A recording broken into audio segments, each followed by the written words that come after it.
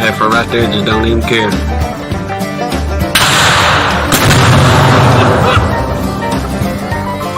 Save yourself now.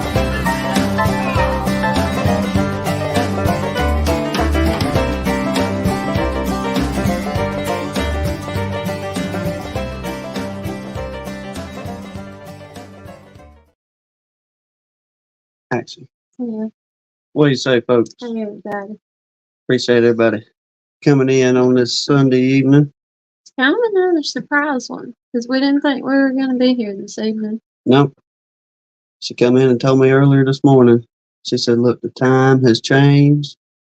I didn't change the time. Just for the record there. It was not a woman changing the time. It was the event we were going to, the time changed.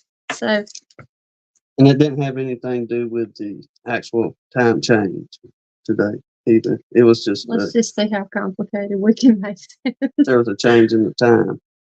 But yeah, we had a good time.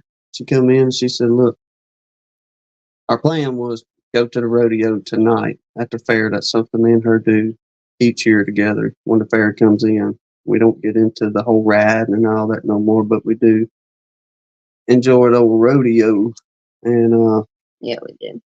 tonight was last night, and I thought it was supposed to be at 6 o'clock, but she come in this morning and told me, said, hey, somewhere the times got mixed up. The rodeo's at 2. So I think Google printed the wrong time somewhere. But either way, we got to go early, so we got to do this tonight. she said, you can do your live. I should have seen the grin on that man's face when I told him. Hey. And we'll be home early enough. Like I told her, tell him about, hey, I get to talk to my friends. You know what I mean? Yeah. Made his day. I enjoy it. But DC said, you're sure looking slick. well, thank you, sir. I rushed her right out the church house. I said, look, we're going to change. Or, she had to change. But yeah. Didn't want to wear a church dress to the rodeo. No. It would have been disastrous. Y'all know how it is. You go to them, you got to wear your old, I can't say it on here, but your crap kickers and old blue jeans and, just be comfortable. Good folk. Ain't nobody judging what you wear out there. No. Lee, I'm assuming you're still feeling rough with the little green face you put in there. Uh-oh. We were talking about you earlier, hoping you weren't getting sick again. Yes, sir. Well, talking to Bob and Amy a little bit when they was headed home earlier. Mm-hmm. Where was they about? They were Atlanta. east of Atlanta. But that was way earlier today, about 1 o'clock Central Standard Time. Let's get technical with it. Mm-hmm. But I had a good week. We didn't do anything here at the house. Just kind of letting everybody sit idle for the moment. We'll get into some of that in just a minute. But ones of you we've been yakking with over the telephone. Y'all know we've been in the south end of the county fooling with these pump houses. And last week it was about 2 days after that cold front come pushing in, everybody just got, and we got a little bit of it. Out in the middle of that field, it started warming up, I don't know, a little bit after lunchtime. It started getting nice and comfortable. I say about 65, 70 degrees. Beautiful weather for us down here. Mm-hmm. And all of a sudden, this one little old honeybee come up, and she plopped herself right down on that old yellow pine we was cutting. Well, we didn't pay too much to it at first, except for, oh, check this out. What's the odds of a honeybee finding us in the middle of a 40-acre field and coming to hang out with us? But after further observation, the theory come about, especially the next day, because we had talked about, so, well, if there's one, we got some My buddy Lance gave us some of his honey last year down the road, and it done pretty well got crystallized real good. There's enough to get, I don't know, a little bit of honey out of it. So, well, we'll throw them a little shot of honey out there, see if we can drum them up. And sure enough, we got them a good little old daub of it out there, and one little old girl, she came up, started pulling on that honey, left, and what, I don't know, 10 minutes later, Yeah, it wasn't long. Just a few minutes later, look up. There's 2 of them. It's like, oh, we're getting somewhere now. well, it kept going. We was eating a little bit of lunch while a lot of this was going on, and by the time we started getting back after it, there was probably 6 or 8 of them out there about that time pulling on that honey. But It was fun. it was. We got a little bit of some shots here and there, some little pieces between. I don't know, the last 2 or 3 days we tried drawing them up, and 2 days. we'll get that together for y'all here in the next 2 to 3 days and get it put it out. But Yeah. I'm gonna take a little bit more back down there tomorrow, see if we can drum some more up, and We're going back kind in. of see. I'm tempted to do this. Is take one of these marking pens we got and take the old guillotine Yeah. and see if we can catch one of them little workers and just daub her tail and see how long it takes for her to leave and come back. Maybe we can get an idea on That's all weird. okay.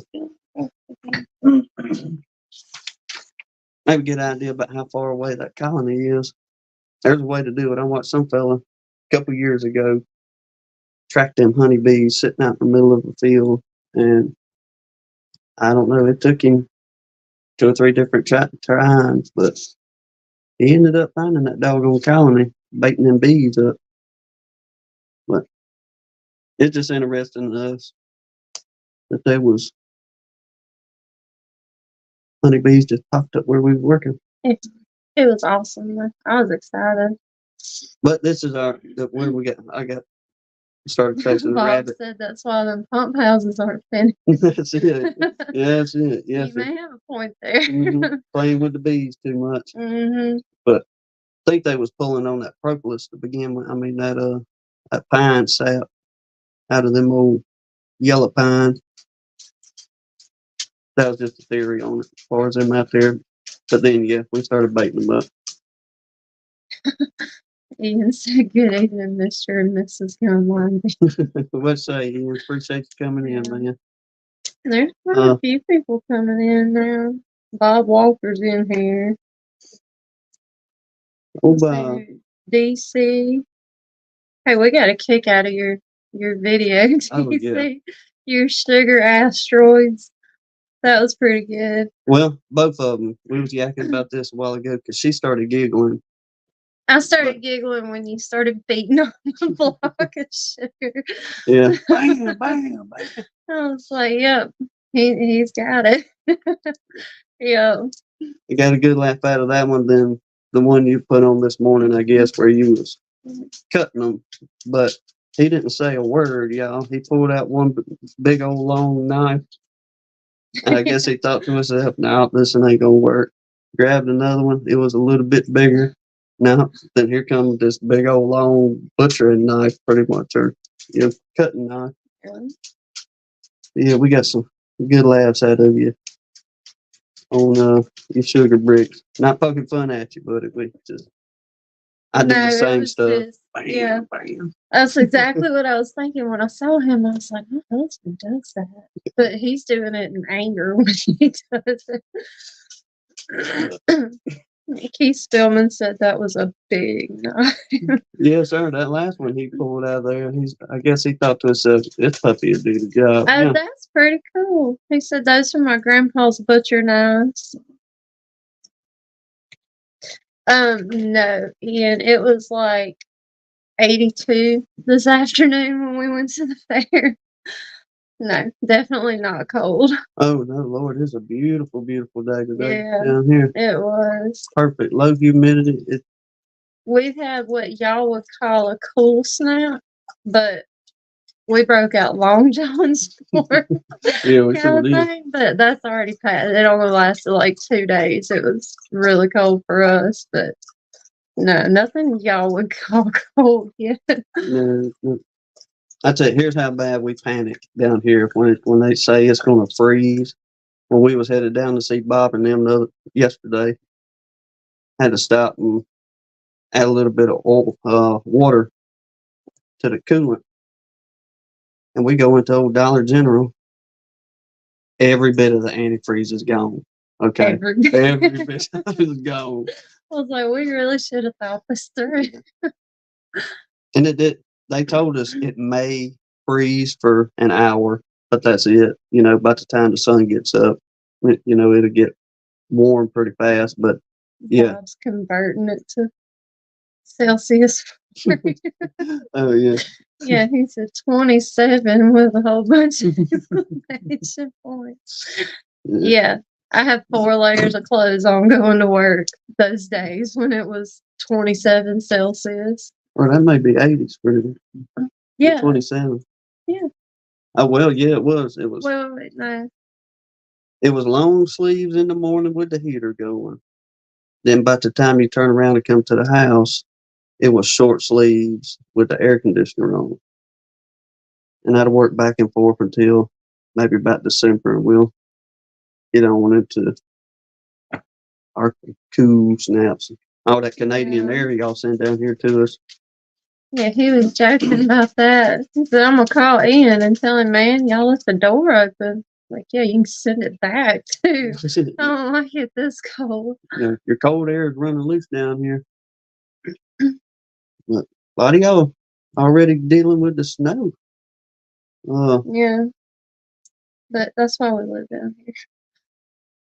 Because we don't want to deal with it. No, Lord, no. Let y'all have it. Like I say, it's pretty at times, but I could not live in it.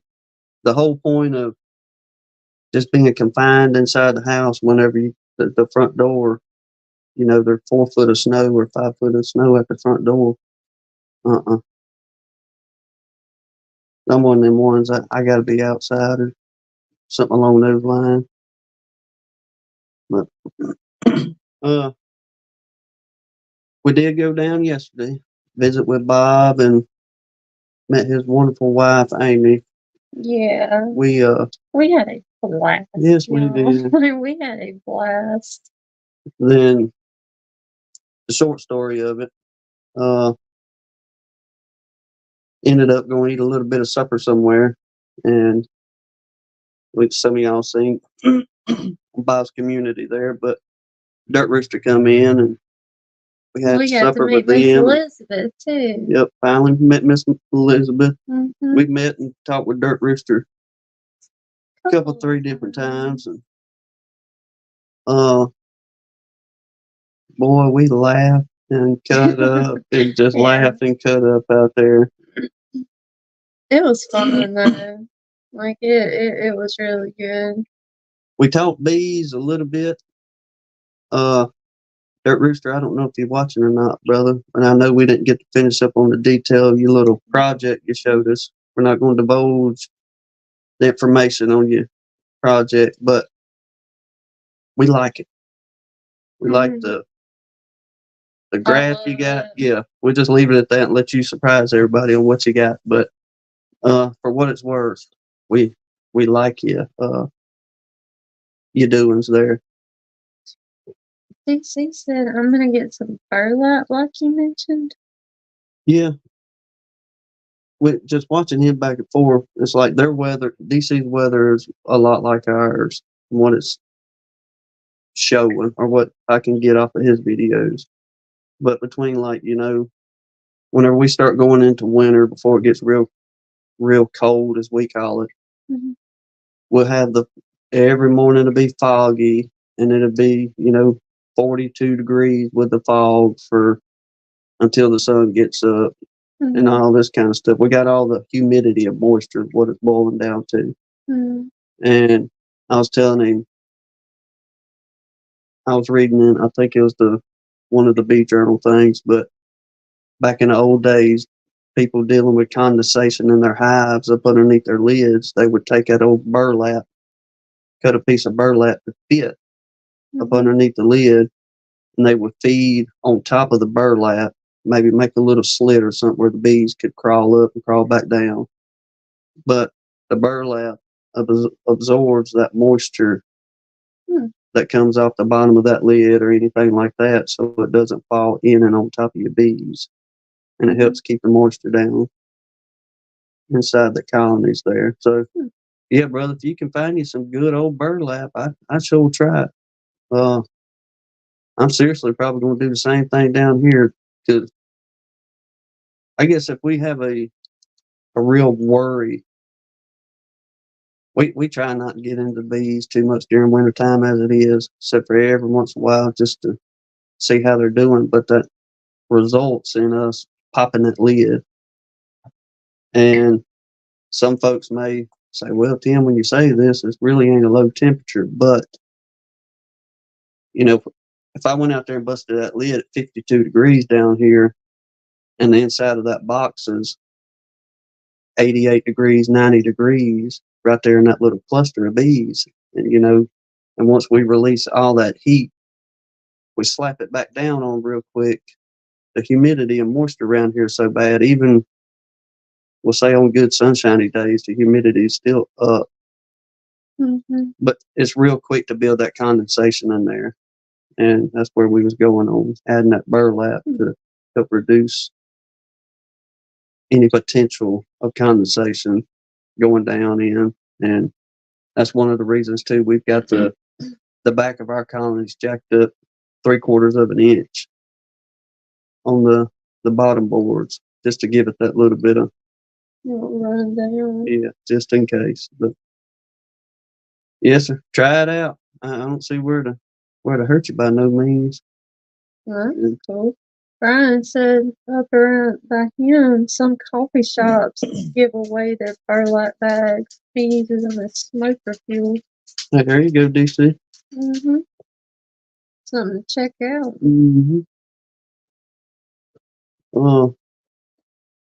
What else we get into? We're telling about our ride down there. I guess going to visit with Bob, and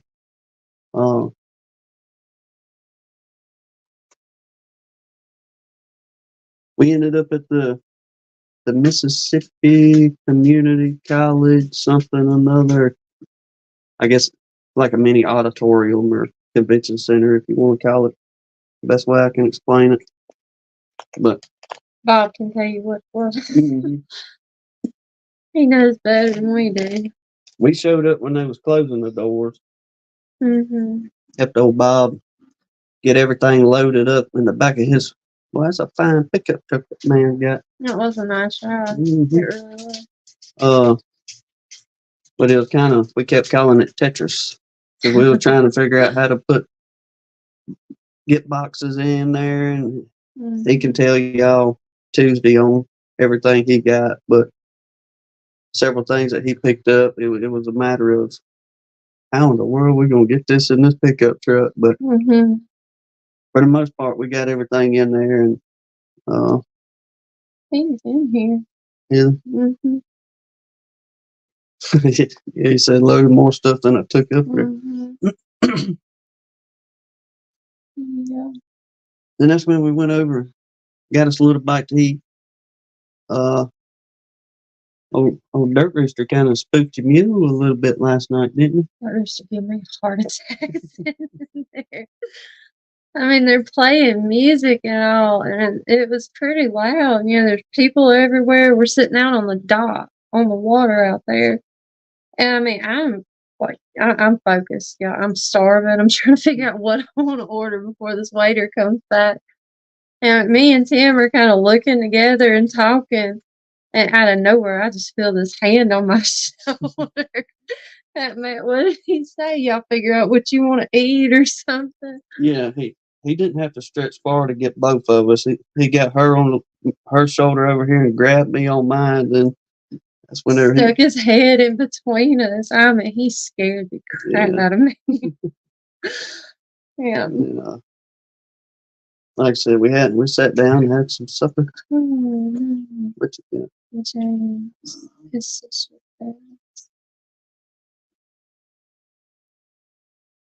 well, Bubba, we'll continue to pray for y'all Yes, as well on that. absolutely. Let me put that up there. Any of y'all keeping up with the prayer list on things? Y'all keep James Noel. And their family. That's it. And we That's hard. yes, yes. That's really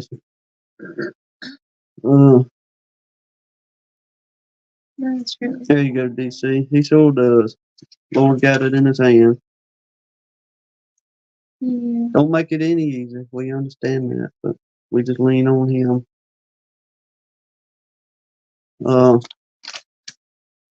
There was, I think, a couple more we adding Mr. Larry Gandy's mama back to the prayer list. I tell you, we go through that way. I don't get you confused on what you got. Let's check, looking for a father.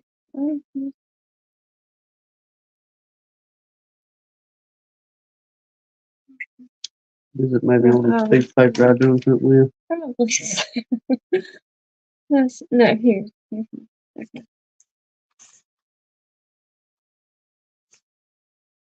What do you say? Oh, Texican there. Oh, Blaine. What you say, brother? Yeah, Carl.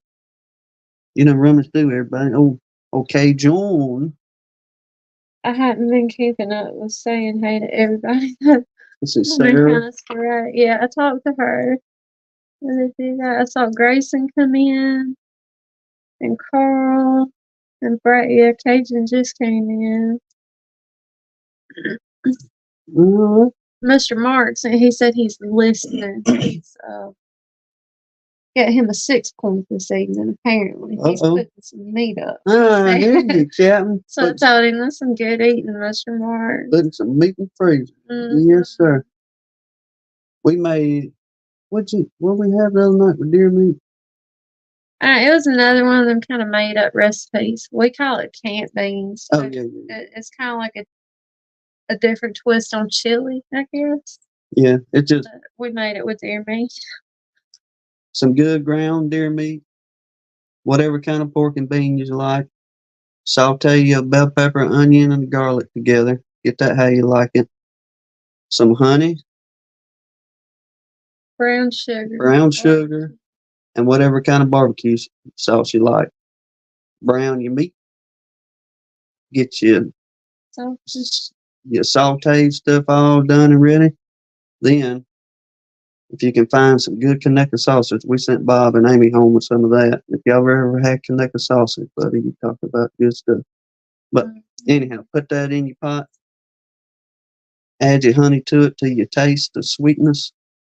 Yeah. Let it simmer 15, 20 minutes maybe. A low simmer. 40 minutes. It's hard for me to not get in it to wait for the simmering process. But yeah, hey, get you a bowl and some crackers and get after it. You talk about good eating. It's quite a few people in here. You want to play list? Yes, ma'am. Then, y'all, if there's anybody we need to add to, take away from, like I said, there's a couple we've added to on the prayer list, but yeah. Let's see, Keith Larimore, and y'all, I don't know, I'm sure most of y'all saw, the last couple chats he's been in where he's kind of talked about it. That he's having some serious issues with his eyes and stuff again. So y'all really be praying for him. And I'm laughing at both myself. I was just like, what's I promise funny I would. about I that? promise I wouldn't. No, And then, all right, Mr. Mark Miller and Hillbilly Earl, Ed's wife, Miss Chris. I hadn't seen him in there at all. And then James McNally. But he seems like he's really improving, at least a little bit all the time. Yeah, he seems to be getting back to a spunk on the last few Yeah, lives we've seen him on. he seems more of his, cutting up and carrying on, getting back to himself, kind of. And then Dirt Rooster's dad, Mr. Pat, and y'all, we kind of need to extend that to like their family. It's really, really sad, some of the things they were talking about. So y'all just remember their family together. And then Miss Deb, the Sun Bunny's still on here. Bob's friend, Jason Cooper, Mr. Dan Weaver's family in Maui, and Grammy Lisa. I hadn't seen her in here this evening, but her granddaughter and her son are both on here. And that, like I said a minute ago, that extends to the family too. Because, Lisa's got to be going through it too. And then Bob Walker and his family, especially his mom and his wife, with everything they got going on. And then Tom, Mac Apiary Bees, Mr. Donnie, Tim Bailey, the Boone County beekeeper, Ray Bruce's family, Michael Tangway's wife, Miss Sandy, and then Carla Green, the lady DC put on here that's battling cancer, Mr. Larry Gandy's mama. Like maybe y'all saw, what was it, last week? We did the live and he came in and said his mama was having a lot of issues again.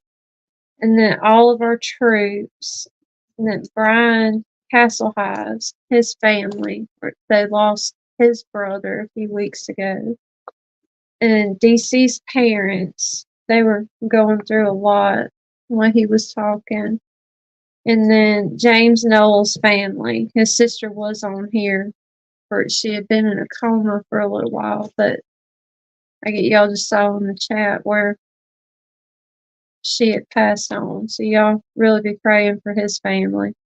And then we added Lee back again. He's been feeling rough again, I reckon. When he was talking. Right, we need to add Lee's sister.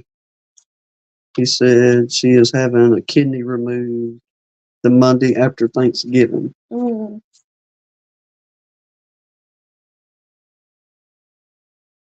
What's her name, Lee? Or did he put it in there? No. Just what's her first name, Lee? Yeah. So we can just put that beside her. Then Donnie, I don't want to say his name wrong. Fitchner. Fitchner. Okay.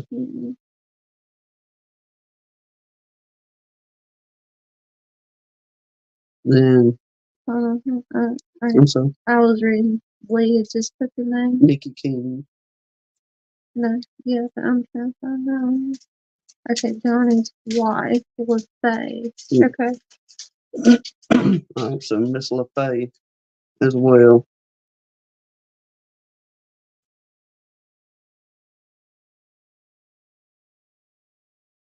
Let's say Stone River. Appreciate you coming in. Dave and Donnie, ones that we may have missed a minute ago too. We appreciate everybody coming in this evening. That was good. So far that I've seen that folks. Well, we're on the kidney. Yeah. Well, thank the Lord. I mean, we can deal with having one kidney. I mean, thank goodness. But any kind of surgery, just period, is not something you want to deal with. No.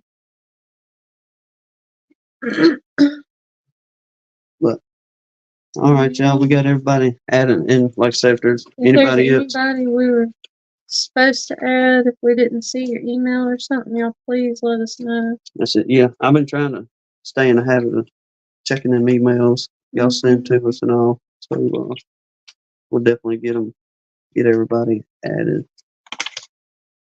So let me go ahead and hit the button. I'm gonna tell y'all now.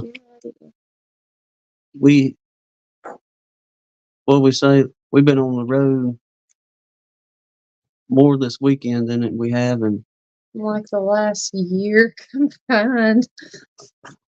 Well, I mean, like just as far as just jump in the truck and go do something fun. But we went all over the place this weekend. Jasper was put out with us. I'm gonna tell you what. Yeah, he wasn't happy to get home last night. Like I said, we run the roads. When we left there, we got done eating and all that with supper and everybody. We sat out in the parking lot, talked with Bob and Amy for Until like 9:15, something like that. Wow.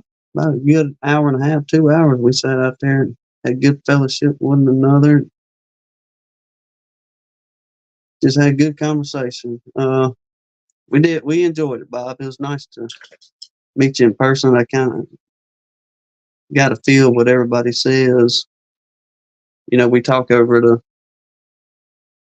these here contraptions, but whenever you sit down and talk to somebody face to face and get to know each other a little bit more and things like that, and have a good time too. That was the highlight of everything with me, just sitting around, just talking, good fellowship, and like I said, with Dirt Rooster and Miss Elizabeth, and with Miss Amy. But now, y'all, I know we asked y'all in one of the last videos about the pollen sub and what your idea was, and I went searching around and rummaging on a few websites on the different products. But I gotta admit something. When old Bob was down there at the Mississippi Bee Conference, he sent me a picture. He said, "Man, hey, look, they got this pollen sub." Asking how much it was, and he got us let me see what this thing. A bucket. A bucket. I think it's a 10-pound. Yeah, the 10-pound bucket of Ultra Bee. Wait a minute. There we go. Bam. So went with that. Mm-hmm. That saved on shipping and all that good stuff. And I think it was, I don't know, $40 for the tub or something like that. Mm-hmm. Then he came out. And he said some cat had give him, what do they call this? What's some kind of microbial? Let me look over here. What's the name of this bile? Was that Mind Strong or M Strong micro? I think it's Wait a minute. I done fooled it out. I done messed it all up. Strong microbials.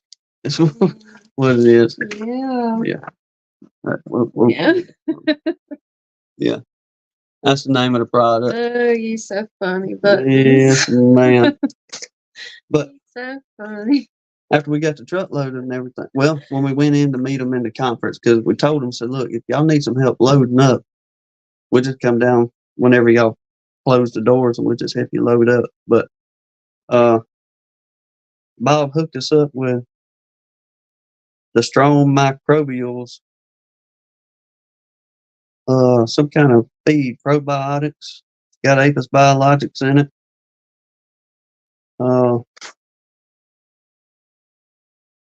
Some kind of microbial stuff to help with chalk brood and honeybee colony health and performance, and I don't know, it's got all kind of stuff in here, along with the Apis biologics. But oh man, he hooked us up with a couple of those old packets, some kind of sugar brick, I reckon. Yeah, high fructose corn syrup, glycerin, pectin, water, coconut oil, lemongrass, some kind of other words I can't say.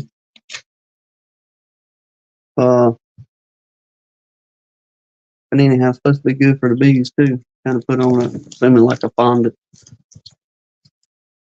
Sorry, Michael Tangler said his wife, Miss Cindy, she's been on here, but she's having surgery November 10th. Okay. And then we went on. We told him this before you can come down here, but save some. We went on and grabbed a packet in where they got the old Appy tablets from him. Try them puppies out, see how they run on the bees as well. But I appreciate you, Bob. Jasper, that's not a snag. You the way he just bailed out of this chair. No, Jasper thought he was fixing to get him an Appy tablet. But yeah, thanks, sir, for getting everything for us and hooking us up with the strong microbial instead of whatever I was trying to say. You trying to make up your own words, bud.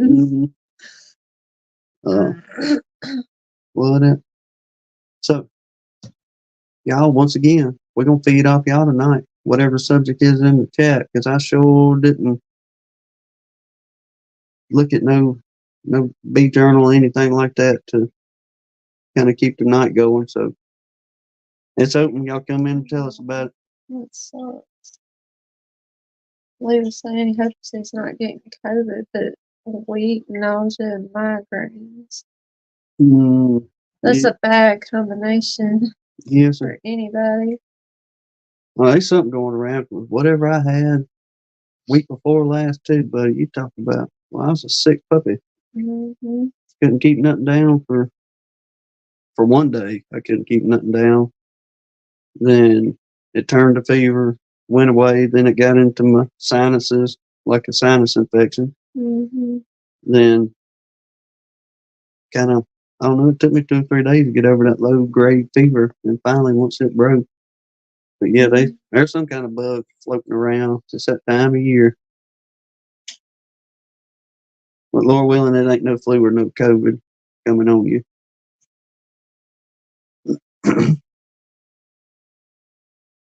Well, we get it. It's hard to see from yonder. I know, I can't read them from that phone up there.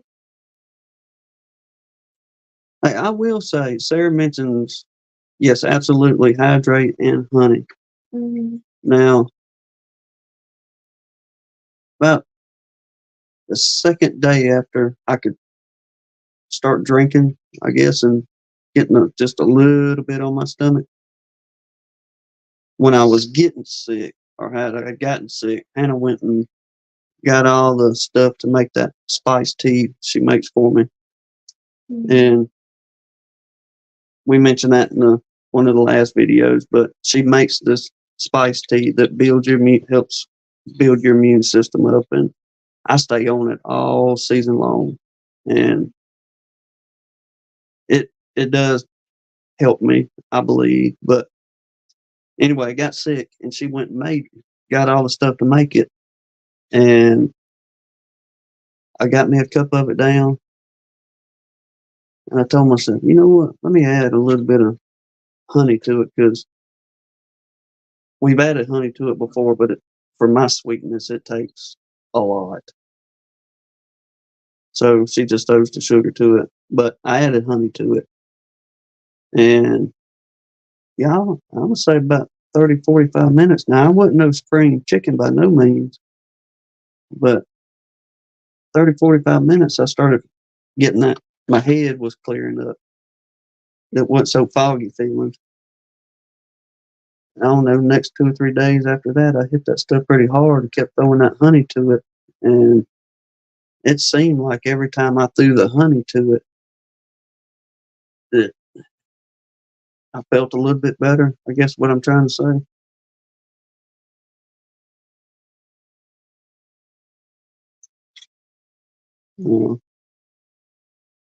I'm sorry. I'm trying to think. I've not had enough coffee to follow two conversations. Oh. Hang on a second. You okay? I was yak about. We're chatting about something. I was trying to write back to Brian said, "Yeah." Did he say meow? Yeah. Yeah. Yeah. Old pudding pie. Mr. Donnie named her. That's her name. No, Ollie. Did No, I? Ollie named her. Sugar. I named her Pumpkin, and Ollie's like, "Nah, that's Sugar Baby." So Yeah. she's like, Sugar Britches, Pumpkin Pants, Pudding pie. whatever comes out. Yeah. See, any of you cat lovers out there, she's Maine Coon. She's special though. Yeah. She's very special. That is one of the most clumsiest cats. Good Yeah. grief, that thing is clumsy. Yeah. But Alright, get back up here. yeah, everybody happy we home. Old Jasper, he's out the pen. He can run around without tearing nothing up. What else we do? He did get a half a shrimp po' boy for being locked in the pen all day. Oh, you let him have the rest of the po' boy? Mm-hmm. I split it with him. Yeah. Brian too, we gon' man, I know between you and Mr. Larry, I keep saying I'm gonna get in touch with y'all, but I am gonna get in touch with y'all. We slow down a little bit. But just want to chit chat again with you on the propolis with Brian and Mr. Larry. We got a different mission for you, if you will.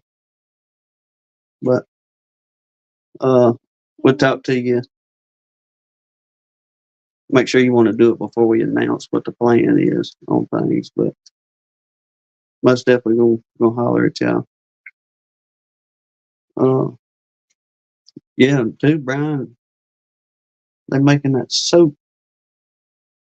And buddy, they had some fine looking stuff come out on them tinkering around with some soaps. I don't know how much of a thorn in the side it is to take and make soap, I guess, with wax or however you do it with that. I did do some of my homework, Brian. I didn't get a report done like you did. I did do some reading on it. What'd you come up with? I want to do something with. Honestly, I think I really just want to try freezing it and powdering it. Because he put somewhere. Blaine said my dog ate it. Seriously, you don't have a better excuse than that by now, Blaine. So original. But no, he said, I don't remember. Did you put it like on your community page or in a video? I heard you say it somewhere. But the best way to consume powdered propolis is just in raw honey.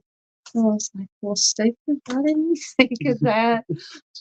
So I'm just going to try that. But my bees ate it. Well, yeah, That's believable, but. Well, they are known to eat away insulation and things of that nature, so it is plausible that Blaine's homework was eaten because he very well could have been out there at a colony writing things down. I bet you Blaine's got some oceanfront property in Arizona too. Yeah, right there in the middle of Texas. Mm. So. Oh no. Sarah said I tried making soap with rendered deer fat once. I won't ever do it again. Yeah. I bet that was interesting.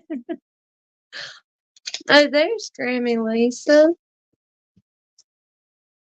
Well, it just didn't come out quite like I thought it was going to. I reckon not. DC, I did that for a while. That's what I did. I would just wad it up in a ball and keep it in a mason jar on the counter, and I would just cut off a hunk of it and take it like a capsule. But I was looking for a way to make it easier. without getting into a whole lot of detail, I have a good bit of digestive issues, and then especially since been dealing with this hernia and my stomach lining being all messed up and everything. I was looking for a way that would be like a lot easier for my body to break it down and absorb it. That's why I was thinking about maybe some type of tincture or something, like we were kind of picking Brian's head about. But that's what I really think. You know, if I just break it down, like freeze it and Do it in the hand. powder, crush it into a powder, like he was talking about. You know, either stir it in the coffee or just, you know, mix it in with a spoonful of honey and take it. Well, we got that deal in there that'll butcher all that stuff Yeah. up. Whatever you call that little contraption. What? That little The processor? food, whatever, where it chops your onions and stuff up. Yeah, that's what I was thinking. Yeah, I mean, that's what I thought. They say at first I could just stir it into, you know, my coffee in the morning or something and try it that way.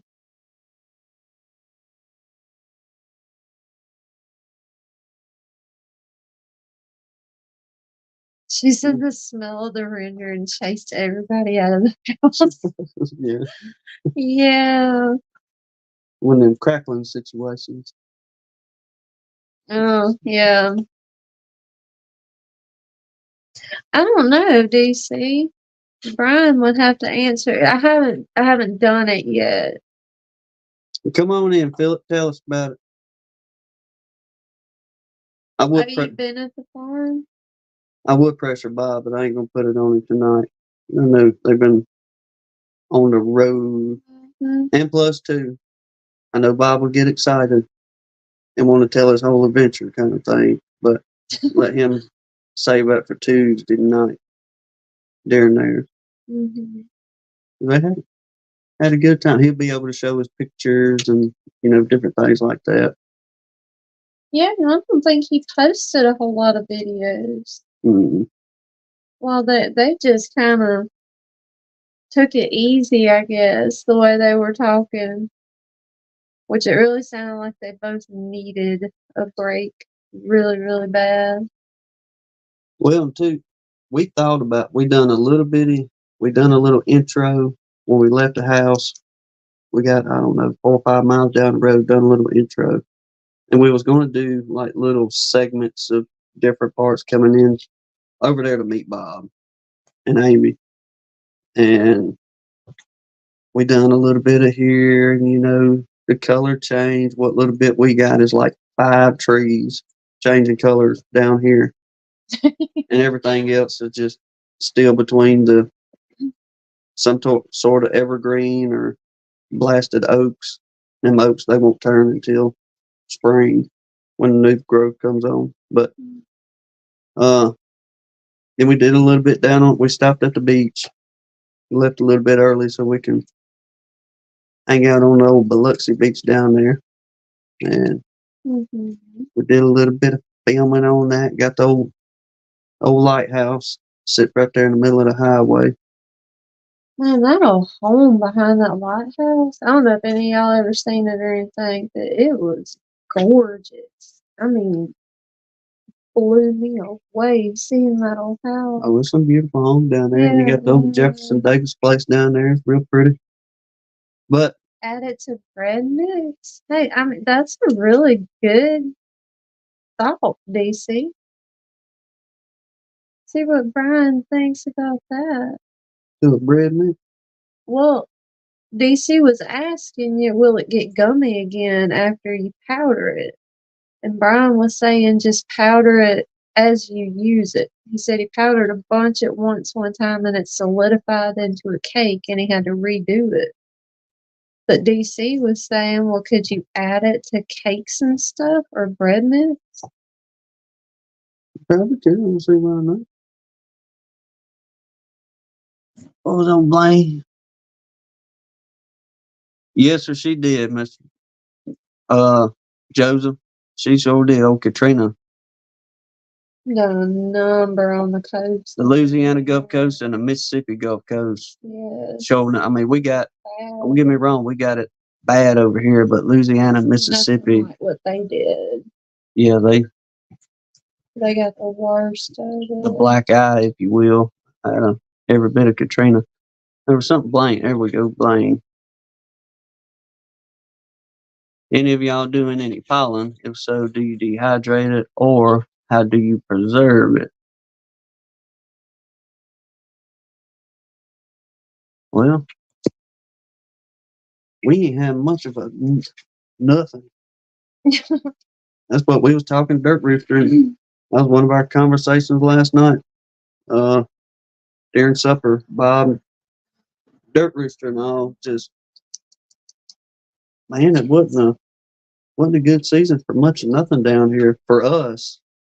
And even asking dirt rooster said, you know, hey, y'all being right here too. How was it? And he pretty much said the same thing. It wasn't a real good year at all on honey production or anybody trying, you know, setting your pollen traps out or trying to save frames. But Blaine, all I know, anything on the pollen end, most everybody out here just stick it in the freezer. If I guess if That's what DC just said. if it's on a frame. Now I'm not sure if you're doing like pollen traps, but I might probably say the same thing. Maybe stick it in the freezer.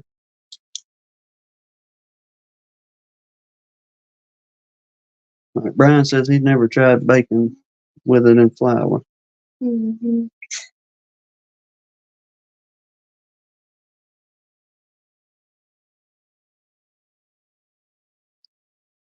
I don't know. I've never used it in a freezer.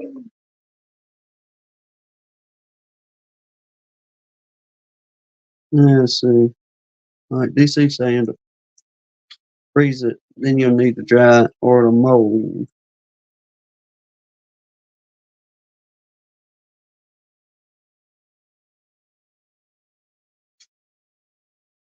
I'm not sure on the Yeah, that's what I was thinking.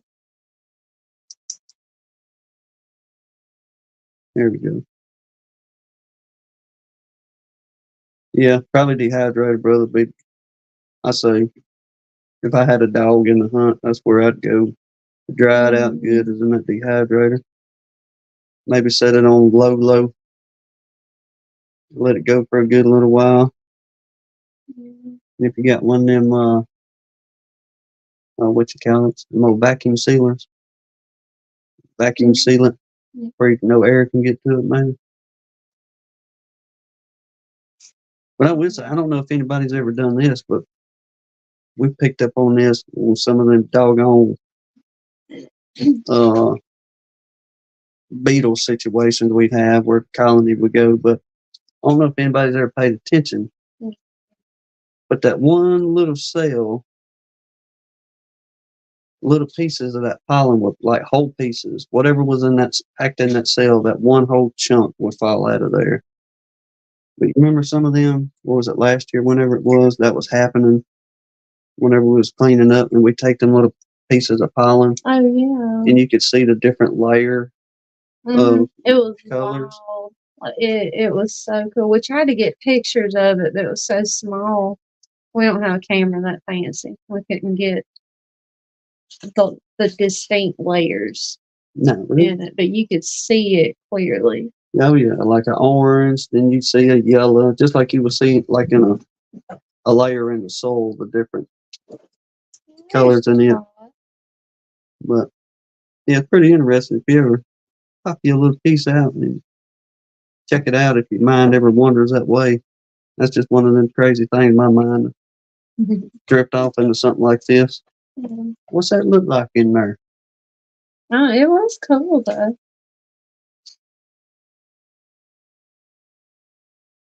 Yeah, where we at now? Oh, doorbell's ringing.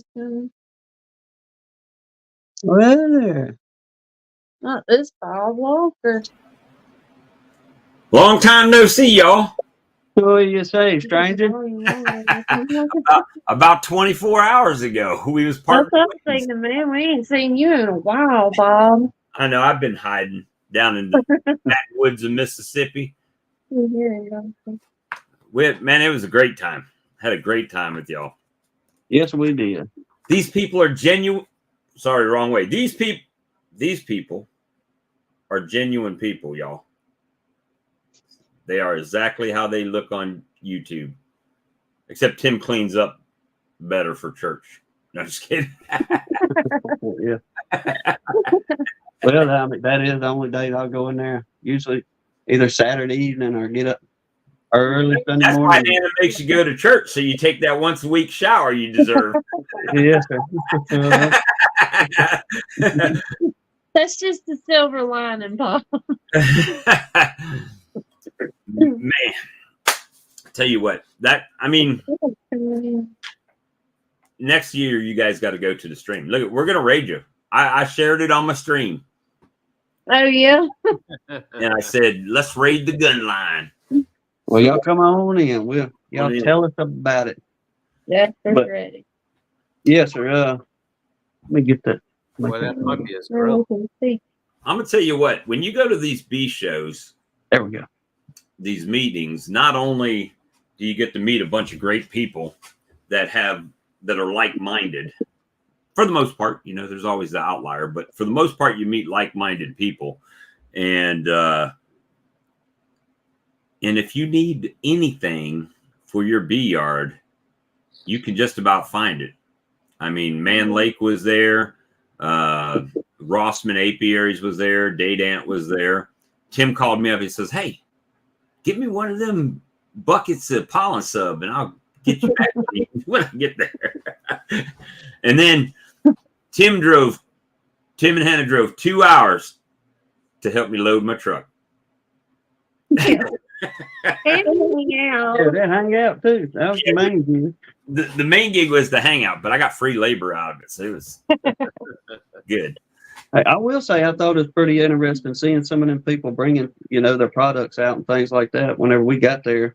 But I seen a bunch of people have plants, like different pollinating plants as well. They did that as, I think, one of the door prizes in there, right? Like a greenhouse or something gave them away as door prizes, like for the drawing. And I put some swarm lure in there and just talked to a ton of people. And if you're going to do a show, spend the money and buy the little credit card machine, because that was probably the best thing that I took down there, because everybody, well, it kind of flipped, because I just would ask people, are you paying with card or cash today? Oh, card. And they just popped it out, And I learned something very valuable, that my opinion on YouTube means nothing to nobody but you fine folks over here. Because everybody I asked, do you watch Beekeeping YouTube? They're like, no, we don't. So I don't know if that's a good thing or a bad thing. I mean, evidently it helps me. And it helps y'all, but for the most part, they're like, no, we don't watch Beekeeping YouTube. So anything that's being said, good or bad, they're just missing the whole message anyway. So you can go fly right by.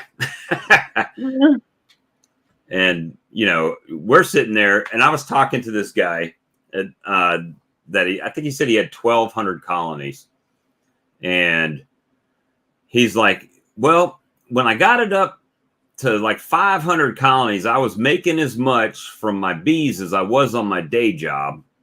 And it just made sense, because I talked to my daddy, and he said, I told him that I was thinking about quitting my job to do full-time beekeeping, because I can double my colonies up if I had more time to work them. And then he bought, what'd he say? I think he said 200 boxes and 200 bottom boards. And, it was just a crazy amount of stuff. And he says, oh, I forgot. Now I got to buy like 20,000 frames.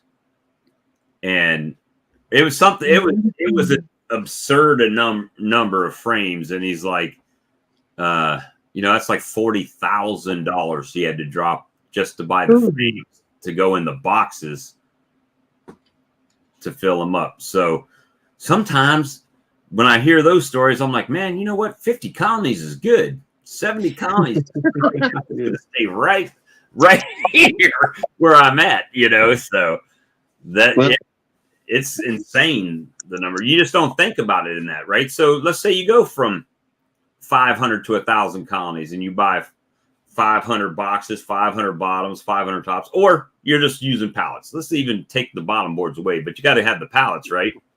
And then, oh, wait a minute, we need honey supers. So now you got to add 2-3 more boxes on top and drop frames in them, and it gets out of control really quick.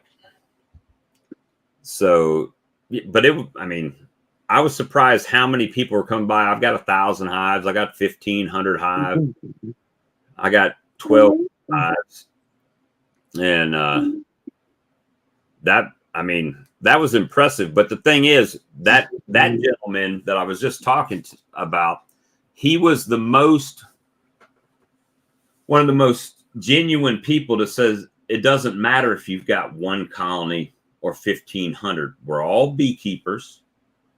We all keep bees. We have differences that we do from place to place or little tricks we've learned or whatever. But for the most part, we keep bees exactly the same. I just do it 1,000 times where they do it 10 times or 5 times or 3 times. So I appreciated that sentiment, you know, because that's how I look at it. And I think that's how these guys down here will look at it too, is that, you know, we do these chats because it don't matter. Ian Stupper comes in. He's just another guy, you know, Randy, just another guy. And, you know, so it don't matter if you have 1. I mean, I'm pick on DC, but last year, DC over the winter, he lost his colonies. So technically he had no colonies until this spring again. Right. So there's nothing wrong with that. It happens to all of us. But look at the year he's had this year, though. He turned around and killed it this year. That's right. Oh, look at that, Newfoundland. Oh, wow. Well, hey, man, appreciate you. It's Newfoundland. I think they're on your channel. It's not an I or N until land. Oh, there is Newfoundland. Newfoundland. Newfoundland. Well, you know, she's a little bit slower down here. That's all I'm saying. Oh, man. Brian said, tell us what you bought, Bob. Yes, please. Well, I didn't buy that many different items. It was just a lot of the same items, right? So I bought 80 pounds of Ultra Bee pollen patties, the new plus patties with the real pollen in them. I bought a 10-pound bucket of powder sub like you got, Tim, and 100 frames. But now here's the thing. Those 100 frames were already put together with Right Cell Foundation, double wax for $2.90 a piece. Wow. So, I mean, that was a pretty good deal, I thought. So I was like, give me all that you have. Is this all you have? You got more in the truck? No, this is all we brought. Well, good. Give them all to me. And so that's why my truck was so janky. And then on top of that, Strong Microbials gave me a 40-pound box of their patty there. And, Brian, you're not gonna do that. I bet you can guess on all of your fingers how much I bought. Yeah. None. I was going to ask you how them frames rode onto the house after them rascals was starting to come loose in them banding. I started putting them in the back of the truck so I could actually get my suitcase had to ride in the back of the truck. So thank goodness it didn't rain. We were able to put in the bathroom, you know, the little carry-on bathroom thing in there. And my wife's purse got to make it up in the truck, but everything else had to go in the back because it was from floor to ceiling in there, wasn't it, Tim? Oh, you couldn't see out the back window on that rascal. That joker was slammed full of stuff. I was texting that picture to people. I think I sent it to Brad. I'm not sure. Hannah, you need another chair. No, Jasper needs to get in his chair and get out of my chair. Yeah. Jasper's gotten huge. I haven't seen My him in a while. God. Oh, he ain't no puppy no more. He is. Yeah. Holy He's moly. getting too big for his britches over here. He's I'm a a- lap dog. Yeah, he's a He lap. thinks he is. So this is what it looked like when the sun was coming up this morning when I was in the garage getting ready to leave, guys. I was like, man, do I really want to go back home? No. You're gonna have to add it to show them. You're gonna have to add it from the bottom to show them. Okay, good. Oh, okay. I was like, yeah, I could just sit right here. I could live in the parking garage. Oh, that is pretty. Yeah. So it was. But that's not the ocean, right? No, Definitely not. the That's a ocean. big pond with salt water in it. I told Bob, I said, I've been picking up on you telling them folks me getting on to you about the Gulf and the ocean now. The Gulf and the ocean. Let me see. I know I sent this us last night. Here, this is the Jenga, and it was like that on both sides. And I don't. Yeah, we had all the frames on the other side too. So it was. You need to flip them seats up. Then you get more in there. Well, I got a toolbox under the seat, so it only Oh, gets okay. just a couple inches. You need a cargo net at the back. You could strap it down that way. Well, the problem is when I left the show, I was going back to the hotel. So I would have had to move it inside the truck anyway overnight. Otherwise, some crackhead would have been selling man-made frames on the corner in the morning, you know. Yeah. Yeah. But yeah, I mean, a bunch of stuff. That's all. That's what I can say. We got a bunch of stuff. And, but yeah, the Appy tablets, believe it or not, they were very well received.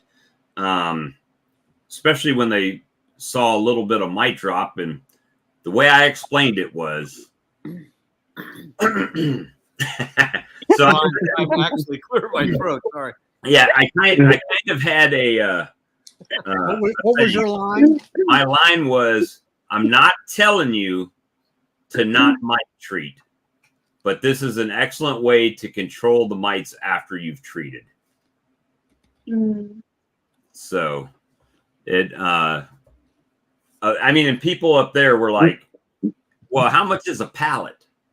You know, a pallet. I'm like, that's over 11,000 tablets. But that's fine. We got to treat 2 per, they double deeps mostly, right? 2 per box or 2 per colony. I got 1,200 colonies. I got to do it twice a year, you know, so that's 4,800 right there. So I could go in with another guy and we could split a pallet, you know, or something like that. So it was pretty well received. Even I'm going to quote somebody that was very important in Canada, like governmental level approval type guy in Canada. He sat there and read the label and he said, yeah, there's nothing illegal in here. Well, I mean, And I'm like, cool. He says, because it's listed as a supplement. That's I got all the you. rule says. When we got your package and everything, you know, we finally got everything out the truck today after we got done with our little rodeo run. But I sat down and I was looking at the packaging.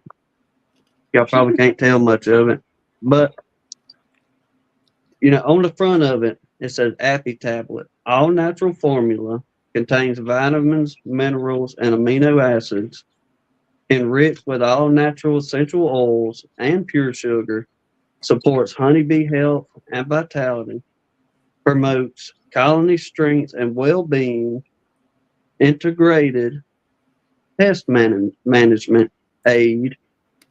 Then it goes through the directions of how to use it, so on and so forth. You know, don't let the dogs get it or the kids, that kind of thing. But, Yeah, it very clearly though says treatment aid, not pest treatment. Well, all by itself. I'm going to rummage through here because I had looked up just to see what integrated pest management meant or what it was. You know, the definition, I reckon, on it. Y'all bear with me. Let me get to my screenshots, what have you. To your Googler. Yes, sir. So did Go ahead, any of Charlie. any of your customers commit to that pallet load of tablets? Well, there was one guy that was really interested. I mean, to the point I got Mehmet on the phone. It's like, well, how much is shipping going to be for a pallet to come from New Jersey down to Mississippi? He said if he buys a pallet, I'll give him a special price, which was $2 a tablet, and free shipping. So he'll pick up the shipping on the pallet to go down to Mississippi. So, but he's in with his son, so he did buy some, but he didn't buy a pallet worth. So we'll see what happens. You're getting your foot in the door. Well, Maybe. a lot of people got my business card, so we'll see.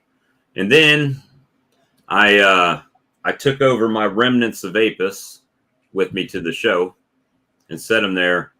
And the first couple hours of the show, I sold every big pack of control that I had.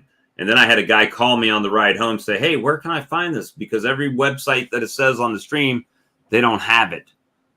The big packs. I said, well, I would have had them, but I can't anymore. Try this guy and this guy. And Is Mark out of them? What's that? Is Mark out of them too? I don't know if Mark takes him to the show. And I think, Mark's in the same boat that I am because he was getting them from me. Oh. So that's that whole trickle down effect that nobody. Yeah. No, I'm in the hole on this show, guys. I mean, honestly, the show had about 80 people, plus the speakers and the vendors were there. But so by the time you drive 9.5 hours each way and somebody paid for the booth, and you would have, even if I didn't go on vacation, if I would have had to stay there overnight, a night or two,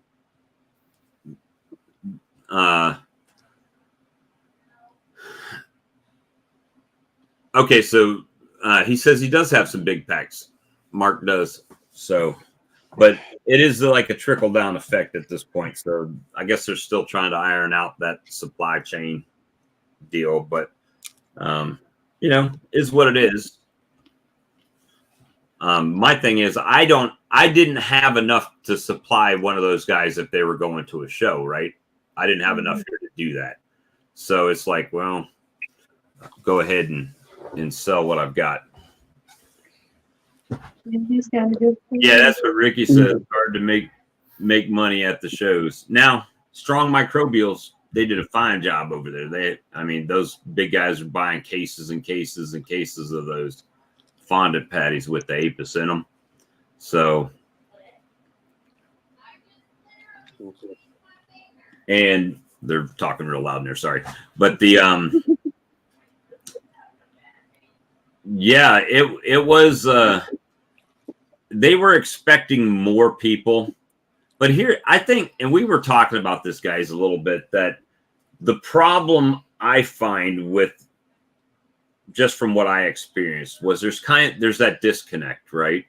Where there's the commercial beekeeper and then there's everybody else, right? So, and that's one of the issues right now, I think, with everything, is that some commercial beekeepers like Ian, they're just an average guy, right?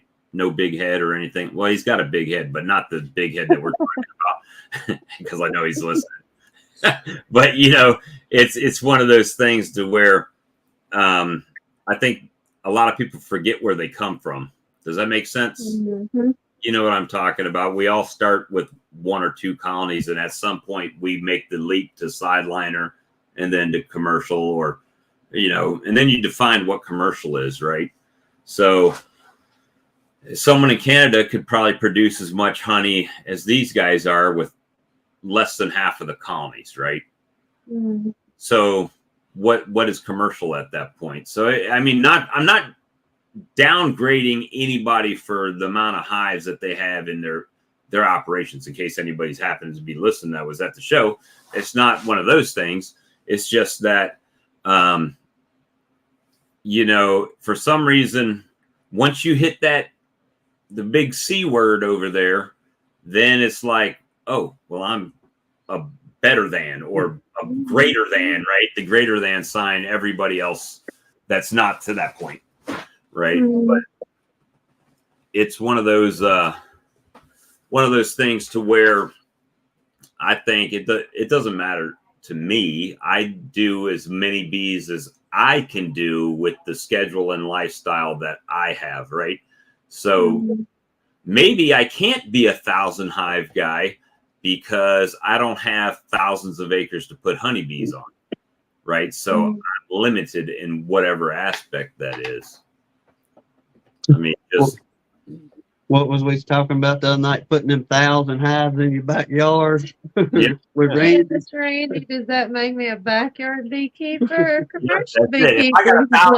If I got 1,000 hives and they're in my backyard, does that make me a backyard beekeeper or does that make me a commercial beekeeper? Randy was like, if you got 1,000 hives, they ain't in your backyard.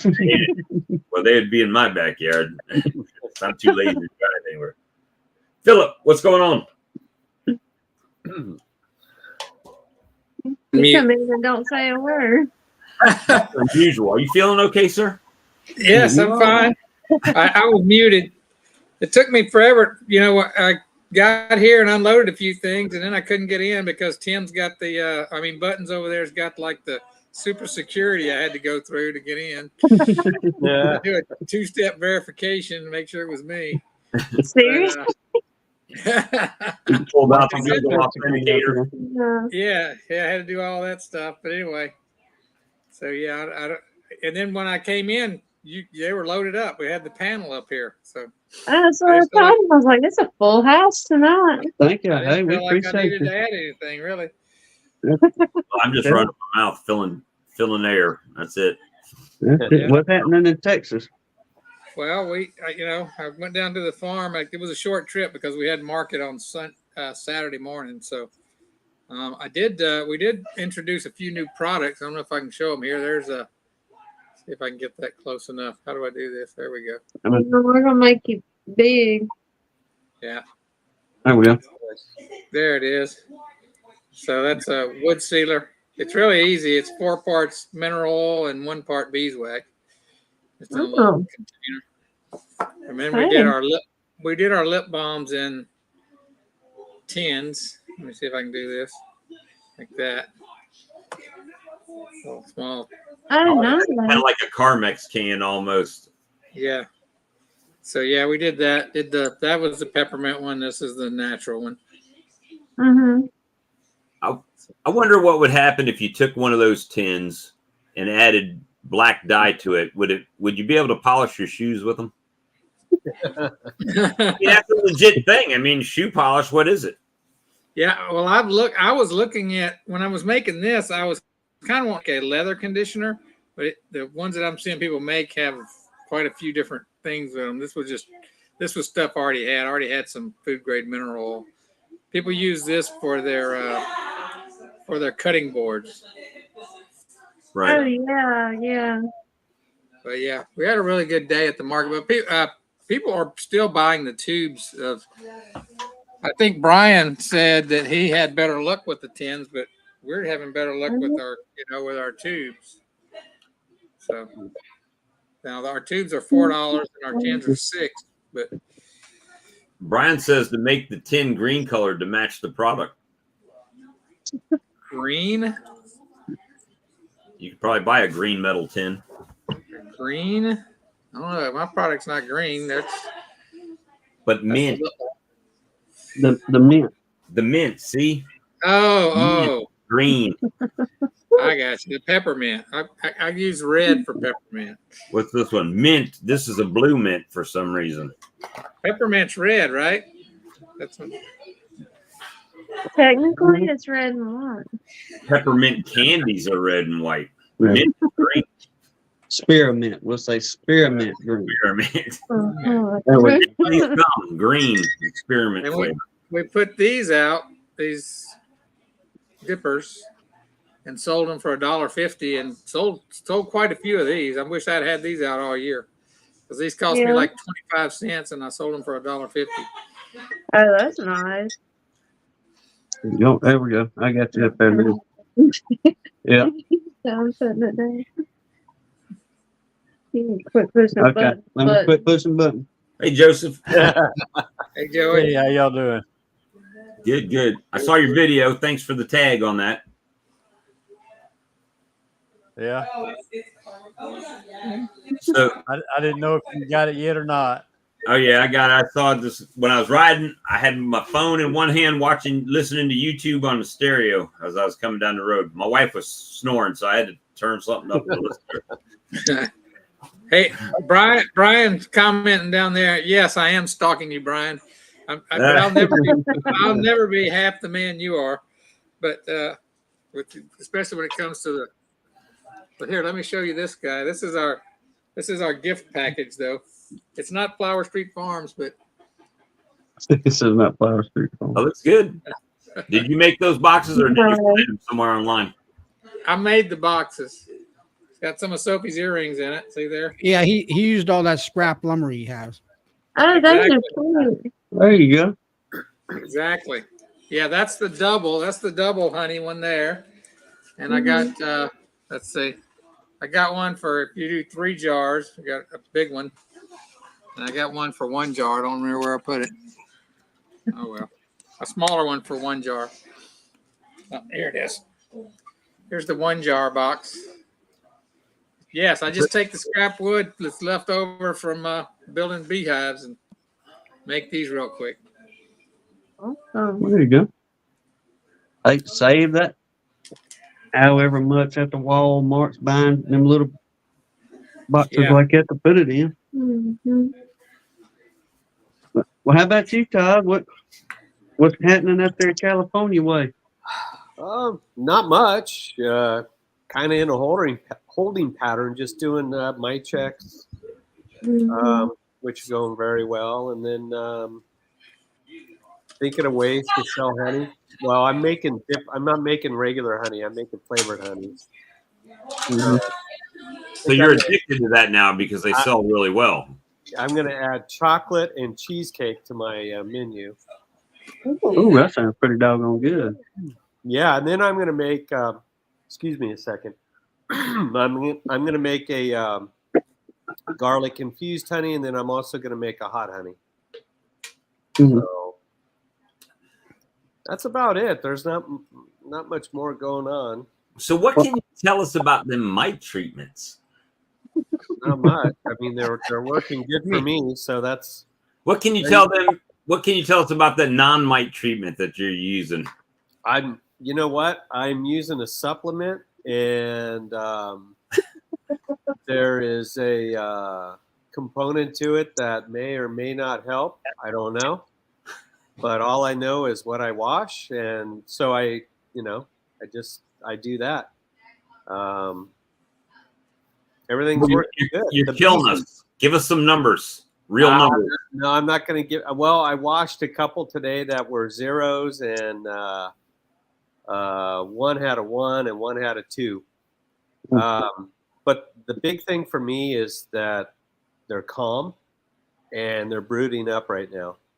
The queens just were popping. So it's pretty good. So other than that, that's I'm kind of just waiting for it to cool down, I guess. There's really not much going on. I have to clean up my bee yard still. It is a mess. It looks like a teenager in high school's room. It's a mess. Like me, I drove into mine and I heard the Sanford and Son theme come on. Yeah, that's what mine looks like. Yeah, it was crazy. I didn't even make it into the house. I was like, I stopped in the middle of the driveway and said, "Let me check this hive over here." Pulled the cover off of it. Did you like run out of the truck before it got into park? Almost. I'm like, it's cool. Yep, there's bees coming out of that one and that one and that one. Okay, we're good. And it was pretty good. Pretty good. Look, did y'all do pretty good at your your market the other day, Todd? The Thursday Yeah, night. we Thursday night. Yeah, it wasn't bad at all. So the organization I work for is the main office building is downtown Fresno, and they're right on the edge of a street called Fulton Street, where once a month they shut it down for like 3-4 blocks. They block it off, and vendors come in. There's food tents everywhere. I mean, it's crazy. All types of vendors, jewelry. I mean, you name it, they have it out there. Well, I just plopped out right in front of our building, which is still on private property, and sat there and sold. And the nice thing about it was they had me right in front of the food court at one end of the, or actually it was kind of in the middle of the it's called Art Hop. There's no art out there. I don't know why it's called Art Hop, but so I sat out there and people were in line getting, they were at the taco trucks, and some came over, some were going through, and they bought, they tasted, they bought. It was great. So I did learn that at least around here, everybody sells runny honey, right? But 95% of the people that came by my table didn't know what creamed honey was. And so then I gave them a sample, and that was it. And I don't know, 75-80% of the people that sampled it bought a jar or two. Good deal. Yes, Yeah, sir. it was a good one. It was a good one. And the best part is, since our building is right there and I'm an employee vendor, they don't charge me a vendor fee. So I just set it for free. It didn't cost me a dime. And now everyone in the office knows where they can get it. Yep. I've already had emails. They've already emailed me this weekend saying, "Hey, can you?" So I have some orders. I got to take some more. So Brian asked, "How were your price points?" Pointy. So I went around and around and around, and I finally just said, "The heck with it." I'm for an 8-ounce half-pint jar, I did $12. I'm going to do $12 this year, but next year, probably spring, I'll do 15. But I want to do more flavor. I had cinnamon and peanut butter out there, and plus my honey. But I'm going to get 4 or 5 different flavors. I'm going to get a hot honey out there. I'm going to get some garlic honey out there, and just kind of have a little, few options. And but yeah, $15 is where I want to be. I kind of wish I put it at 15 just to see what happens. But hey, live and learn. Hannah sure changed quick. Yeah. Hey, Jasper. He's Jumps up there and sits up like he's supposed to be there on the screen. Yeah, sorry, Joker. He does. That's what we tell him when we come on. You better hurry up. It's your screen time. How much does he weigh now? He looks heavy. He's probably about 30 pounds now. Wow. I think He it's looks more bigger than than that. that. I bet he's more than that. Hey, he looks like he's around 80 pounds. I think it's more than 30 pounds. That's what I was thinking. We got this. I don't know. She's bull and mix something. This other one of ours, and she's about the size of an American bull, I guess. But give you an idea how big he is. But he's big as she is now. yeah, he's as tall, if not taller than her now. And those spots on him they really coming out on his tail now. But yeah, He looks he looks like he has his own personality now. Oh, he does. He's got his own attitude too. She done spoiled that dog so rotten, y'all. Don't even. That woman has spoiled this dog. Yeah. Mm-hmm. Yes, sir. Well, Joseph, how about you, brother, over in Louisiana? How things going along every other way? It's pretty good. Been staying a little busy in the bee yard, making a few videos. Yeah. I got one for Sawmill Charlie coming up next Friday or next Saturday. Are they? I actually used the hive lifter again. Not good. Right. It's your turn, Charlie. That's serious. I actually used to have a lifter again. Me too. What was that? Siri's talking to us. Yeah. Yeah. So Charlie, when you gonna make the move and get you one? I don't know. I'd really like to try them first. I mean, you have the one like Joey's got, and then you have the one like James has, or the other fellow here in was it Louisiana? Anyway, the one that kind of has like a front end loader, like came. Oh, Mike Berry. Mike Yeah. Berry, that's it. That's who I was thinking of. So they kind of have different characteristics, and I don't know. So yeah, I would really like to try them. I don't want to spend $1,500 or $2,000 on something in 10 minutes. I'm like, hey, I'm not liking this model or this style of a lifter. My main thing is be able to lift the honey supers up off the brood chamber area so I can manage that through the honey season. So you more or less Yeah, just want I do have a mentor. I have a mentee lifting for me this past year. He lives right up the road from me, and that worked out well. And I mean, I've been helping him keep his bees alive, and he's helped me do some lifting, and then he's used my extractor and that kind of thing. We've been helping out each other, so that has been working out well. So I might buy one. I don't know. We'll see what happens. I'd like to go to Nobby and have a couple different vendors there if they would come and bring those there, so you can kind of play with them. Yeah. We'll see. I tell you, I wish somebody in the U.S. would kind of jump on building those things. I think they could build. There it is a just U.S. good and- model, but I'm not really. I've heard Is that the one you guy see down on in Facebook a lot? Alabama. Huh? What's Is that that, the one that's Joey? on Facebook a lot? Yeah, the American Bee Lifter or something like that. There's a guy. Who's the guy that's he's in Alabama or Mississippi. He's got about 100 hives or so.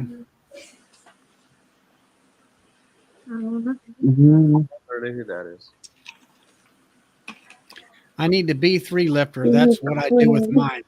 All right. So are you doing sort of like a demery method of where you're lifting the supers up and then getting into the brood chamber? And what I'm doing is my honey thing is I've not been able to, a lot of people say we just put the supers on and they won't swarm. Well, I haven't been able to master that. What I have learned is about every 2 weeks or so, pull the supers up off of there, get in there, pull about half the cat brood out of there, put empty frames in, put it all back together, and put the empty frame or the cat brood up on top of my stack. And my bees don't swarm, and I doubled my honey production. And that would save my back a lot. So that's good to know, Randy. Thanks. Did you bring a few things in, Bob? Oh my gosh, Bob. I thought you were going to get a monster or something. One. That's just one load. Yeah. He says a load. That's 80 pounds to 2 bottom boxes. So, first things first, since y'all talking about fancy stuff.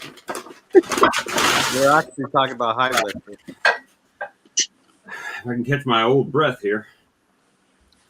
So, my wife got these cakelet pans that are cast iron. That are awesome. Tell her about it, ladies. Any of you ladies, y'all love that. Hannah fell in love with them I things. did. I was drilling all over them pipes and Yeah. paint. And the little beehive cake pan. I guess they kind of come out looking like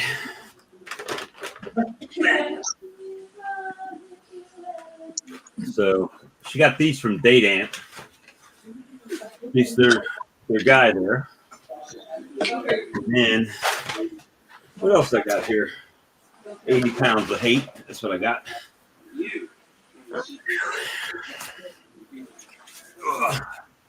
So this is the Ultra B Plus patties that are supposed to be, I can read upside down. It says place 1 to 3 patties on top of the frames. Let me see. Storage, don't worry about that. It says contains crude protein, not less than 15%. Natural pollen. I'm sorry. Crude protein, not less than 15%. Natural pollen, not less than 5%. So that's the one. Another thing. Let me drop that down. Good. You camel shook. You shook the whole house.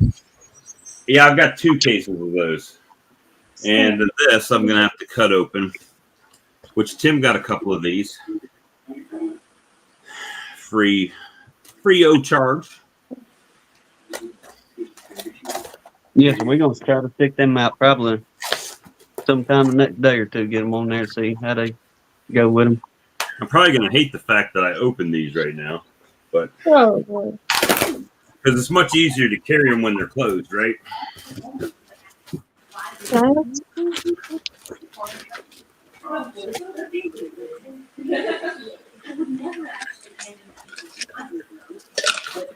Honeybee Christmas cookies.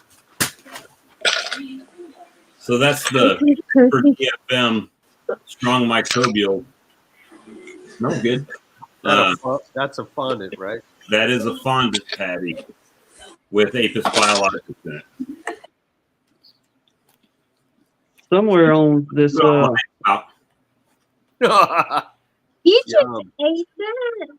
Why It's not? actually really good. It's really good. I'll be leery of any candy you send me then. For real. you want to try a piece? We got a piece. He's going for more. No, taste it, Tim. It's good. He's seriously going back for seconds. Taste it. To me, Bob, your wife Double cooked you dipping. supper. try it. Try it out. Keep it away from Yeah. Jasper. Come on, Tim. Try it out. Jasper would probably eat it all. Have him bouncing People around say it here. don't taste bad. Taste it and see what it tastes like. I'm almost pass. I ain't go. I'll try for the show, but I ain't. Gotta make you big. Peer pressure. Hey, gummy, Bob's Bob. still breathing. Yeah. Need 10 more seconds. If I was Bob's gonna say okay it's only after been that- like a minute, Tom. They're actually really good. And the reason I know that is because they actually had a patty cut up for people to taste. There. Wow. Huh. What do you think? It's not bad, is it? It's not like off-putting. It's kind of like a Wrigley spearmint gum almost. and a honey in a way, because at first it started out like a bland taste in a way, then it got sweet, then it went to a peppermint like taste. And you won't have no Zima in the spring either.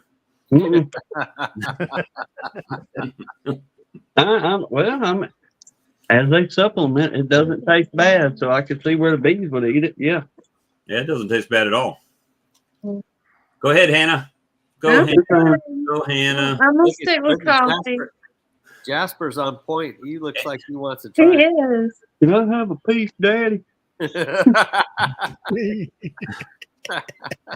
And Tim did it with a dip in his mouth, so you know it's probably even better. Well, I was- on this brochure on that stuff, it was saying it helped with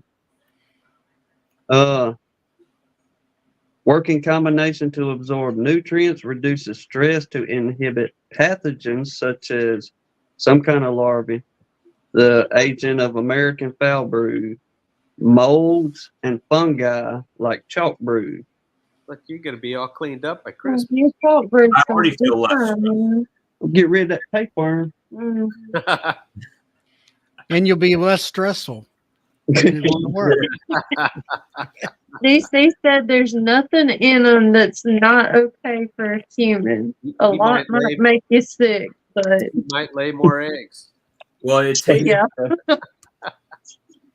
to me. It tastes a little bit like Wrigley's spearmint gum.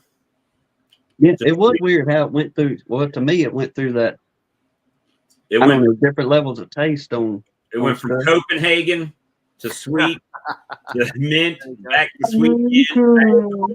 Back to Copenhagen. Yes, sir. What's wrong? Take picking on me. The So Richard said he knows that Hive Alive leaves a nasty taste in your mouth. never tried it. Never And y'all tried wonder it. why the generation under you has no problem putting crap in their mouth. Yeah, At least it's not a Tide Pod. that's why I say that's our version of eating the Tide Pod again. Yeah, I don't sit around and eat bee supplement. It Yeah. could be worse, but still. Well, There it's you one go, of Hannah. Robin Hood says, "I heard that stuff makes you feel frisky and wild." Oh, wow. It's actually it. Have you tried pollen patty before? Come on, I'm the only guy. I bet you Joey tried it. Joey, have you tried pollen patty before? No. Yep. Everybody's like, no, Y'all are Bob. You'll feed it to Charlie? your bees, but you won't feed it to you. Yeah, Someone's Charlie's gonna be being arrested. awful quiet over there. You've ne- I don't even feed it to bees, so I Oh, okay. never touched it. Yeah. A comparative taste test. I raise enough hive beetles. down here without Without 'em. Well, I have hive beetle colonies that the bees move into. This is one of them conversations we need Blaine and Brian in here. Yeah, Blaine said I've never tried my dog's food either. It's true. I have not either, Mm. but they don't taste bad. I mean, to me, it's almost like sugar cookie dough. It's kind of what it tastes like. It's just He said text, I bet as a kid you he's too busy eating crayons. Yeah. I've got to admit, when I was a kid, I tried dog food. I'm really hungry, and all we had, well, Hormel chili, dog food, kind of close to similar. Oh, mercy. I'm sorry, y'all. That's it. Oh, I love it. This is why I like talking to everybody, right? Just joking. I'm just thinking Mark Miller with his story now, blowing holes through the house with his shotgun. That was Yeah. hilarious. I can remember the time I tried it. The neighbor across the street had me come over to feed their dogs when they were on vacation, and I spit it out. It was dry dog food. I just chewed it a few times and spit it out. It was terrible. I ate a range cube once, but it made me $20. Hey, that's 20 extra dollars you got. That's it. Mm. Well, the good thing, I guess if there is a good side to this, Patty, I mean, I'm sure there's plenty of them. I haven't tried it yet, but, well, I did physically try it, but not on the colonies. Since it's not a pollen patty, you shouldn't have to worry about hive beetles with it, right?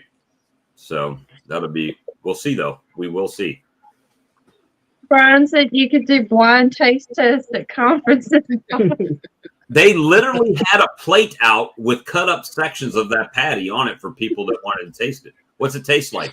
Here you go. Seriously? Oh yeah. People were asking. I guess if they like the taste. I'm not going to of it, taste then Happy they bother. Tablet. It's not going to happen.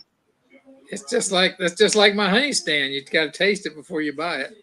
That's it. Plus fresh breath. That's Because right. it tastes good to me doesn't mean it's going to taste good to the bees. I mean, I don't get the connection there, but whatever, whatever floats your boat. So I am still a few weeks smoke free, guys. Didn't break over the vacation. Even in a casino where people had smoked for years. Oh, hold on. Well, it's too late. There's a clapper in here, but I have to dig around and push a bunch of buttons. Please quit pushing buttons today. Please. What you That's eating, great. Joey? Pollen patty? No, Pollen patty. Fritos. Okay. Fritos. Chili cheese Fritos. Those are good. So No, those are terrible. I like I had a bad run-in with those in college, and I can't even be around them anymore. really, Okay. chili cheese Fritos? Yeah, it had nothing to do with those. It had to do with what I drank before I ate those. Oh, no. Is that a Yeah, tequila when- story? Yeah, it's one of those. Yeah, it's one of those where when it comes the other direction, it kind of turns you off on it for life. Yeah. Yeah. Philip was reenacting the Alamo. Trying to see if I sent any other unique. Sorry. Well, good job, Blaine. Keep on. That's something I need to quit doing myself too. But I'll tell you what, I probably gained 20 pounds while I was there. We ate, y'all. I told your wife the South is not the place to keep a diet. I was I was brutalizing Todd every day, 3 meals a day. Whatever I ate, he got a photo of. He's like, yeah. Yeah. breakfast, crepes and fresh It was fruit. crazy. Oh, yeah. Well, Gulf shrimp, not anything from the ocean out there. Good Gulf shrimp. You know, there is a distinct difference. When you go into a restaurant and you start eating shrimp and it's chewy, rubbery, it's frozen. When you go there and you eat shrimp and it just kind of falls apart like chicken or something in your mouth, it's fresh. Very easy to determine. Tell them about your run to Bayou La Battery, Alabama. I went to the home of Benjamin Buford Blue. Y'all know who that is. You've never seen Forrest Gump? Bubba? Yeah. That's Bubba. That's his hometown. That's right. Bayou La Battery. Of course, we couldn't get there from here. Tim's like, okay, he's navigating for me over the phone. He's like, all right, go to this road and you make a right and then you make another right and that should bypass that construction. And no, it was just blocked from the other side. And it's like, well, I'm going to have to stop and just take a picture of the water tower, I guess. But it was, Blaine. do what? Blaine's comment. If you want to lose weight, limit yourself to only eating Mexican food restaurants up north. Oh, we got them here. Well, up north. I'm up north from y'all, but I'm still down south. So, I don't know. Here too. what? I've never been big on Mexican food. Oh. I pass them jokers up around here. Yeah, he does. In a heartbeat. Now, about the closest thing, now she makes a enchilada, a chicken enchilada that's real good. But she makes that here at home. We don't go to no restaurant to eat it, though. No, if we going to eat, I want to go to where the barbecue is or to the old catfish house across the state line over there. That's my pickings. Mm-hmm. But I could eat catfish every day. Just about. As long as I got ketchup, I'm good. Hey, Joey, do you ever eat at Manchek's? Yep. That's the best catfish you'll ever put in your mouth. I think it's time to go back. it's a time to go. That's a great place. You can find you a good catfish house. You own to something, brother. Yeah, I mean, you're going to eat good. Manchek says the fish you put in your mouth today slept in the lake last night. Hey, now. Yeah. Probably so. There'd be a place up here you could go out to the pond and catch your own catfish and take it in and give it to them and they fry it up for you. Yep, so good. You talk about a catfish catching youngin' when Daddy take us over there. It was all over it. I tell you what, when you go to the restaurant and the shrimping boats are pulling up to the restaurant, the docks at the restaurant, I'm pretty sure it's pretty fresh. Mm-hmm. Yeah. Spraying it off right there. Well, shoot, I mean, Philip, Joey, y'all know how it is down here. I mean, you you get on that good fresh seafood, whether you want oysters or shrimp or crabs, yeah, it's way better as soon as it comes out of the water and getting on it than buying it in a package kind of thing. But I mean, that's with anything. Yeah. Y'all know whether you fish or hunt, whatever the case may be. No, got it in the chats. I don't even see why we have to hunt down here. You can just hit them with your car. There's so many was found that I could have just loaded my whole pickup truck on the way home. Mhm. There's about 30 deer I saw on the way home that were just smashed by cars and trucks. Yeah. Oh yeah. Yeah, that's a typical thing. It's one of them when you're driving down the road down here and you see them reflective little eyeballs on the side of the highway. Just go on to slow down because about the time you think she ain't going to come across, She's fixing to nail you. yep, here she comes. But yeah, there's been a couple times we've hit one and throw it in the truck, take it to the house. Wasn't busted up bad. Ain't no sense of wasting that meat. Hey, DC said his family lived in Anchorage, Alaska for 5 years. Fresh. Oh, well, I imagine. Mm-hmm. Yes, sir. Well, yeah. What are we on now? Oh, we got another good 10 minutes. We can talk about catfish or bees, whatever you want to talk about. So Catfish or beans. So at the market, I had some more competition. There was three beekeepers there selling on Saturday. Oh, But my friendly daughter was, competition. yeah, Did it you was hunker friendly. down when you shook their hand? I'm still. Squeeze real hard. Yeah. So they can't lift their honey jars. No, I've seen them on the, I guess, the website for the market. I think they only come in the fall. Is what I've heard. But we had our best day ever there, so didn't hurt us. So of course we had one customer that dropped $350. I heard that. Nice. That was good. Yeah. What's your number? I'll let you know when we're back. But is that something y'all can do every weekend, Philip, or is it just We can, different but times? I only do it every other weekend. Hmm.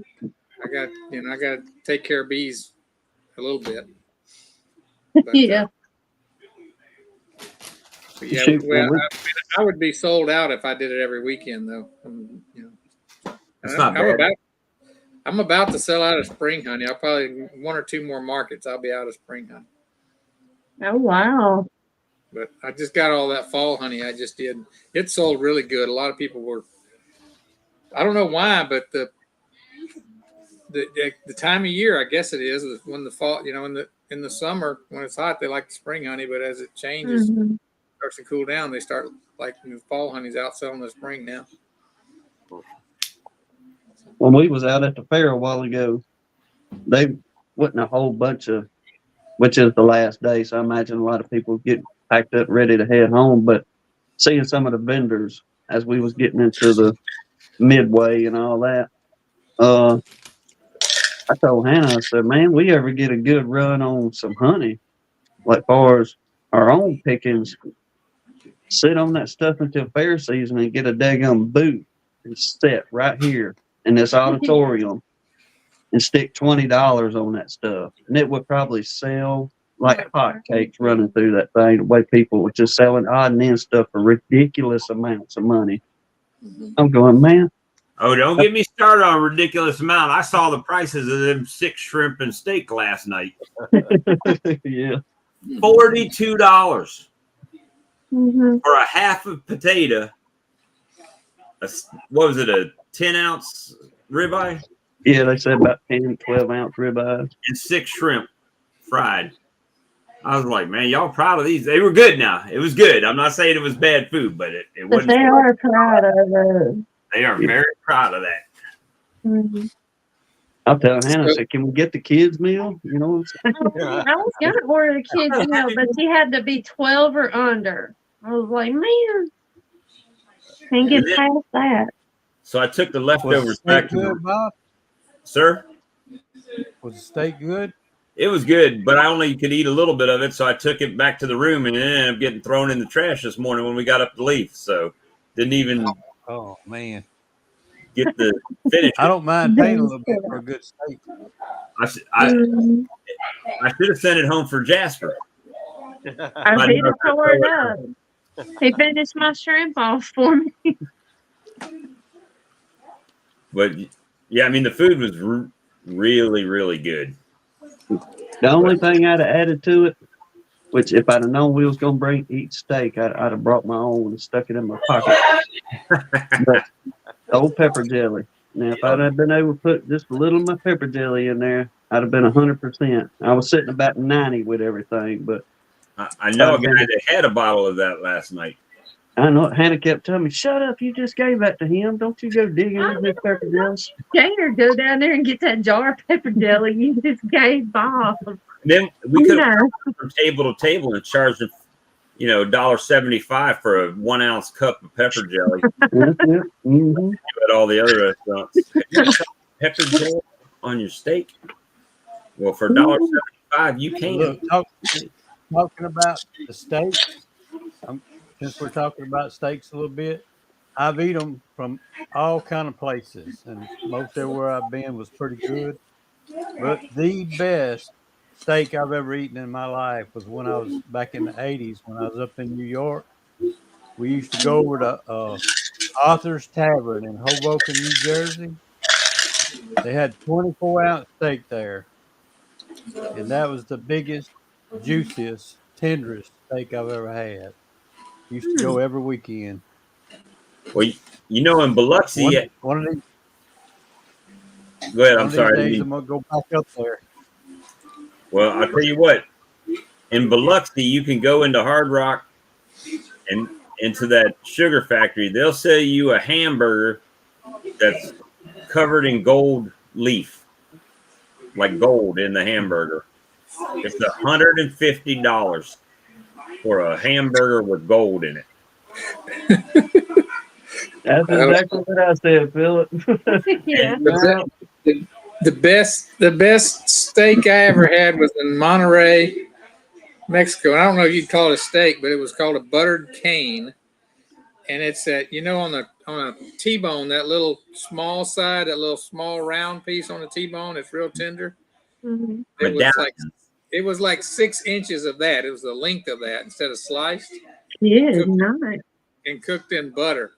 Oh my gosh, that was unbelievable. Mm. Well, I'll find it in butter next time. oh yeah, it's much better cooking them things than butter. Well, we have derailed from the beekeeping. I'm hungry. Completely. Hey, Did you but say, Todd, I'm hungry now? I'm hungry. I haven't eaten yet. Dog gonna be going to get him a steak rummaged up somewhere.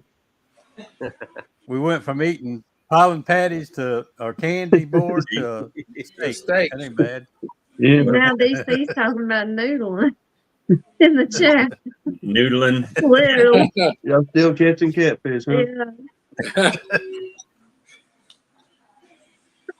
Never done it, and I'm gonna tell you why.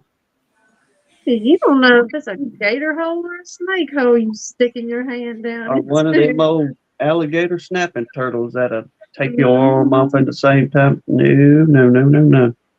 Yeah, I'm good. I'll throw my hook and line out there and take my chances on that. So one thing I did today, and I tried the video. I don't know if the video is not very good, but 3 weeks ago I had an open air colony. It was on the bottom of one of my swarm traps. So today I got it in a box, but it was kind of unique the way I did it. The way my swarm traps are, they stack up. It's like they're like 4-frame nukes, and they just stack up. So what I did was I just took that where that beehive was on the bottom. I had to shave it down a little bit, but I basically just took another bottom and set it down on top of it. So it's inside of another box just from where it was hanging.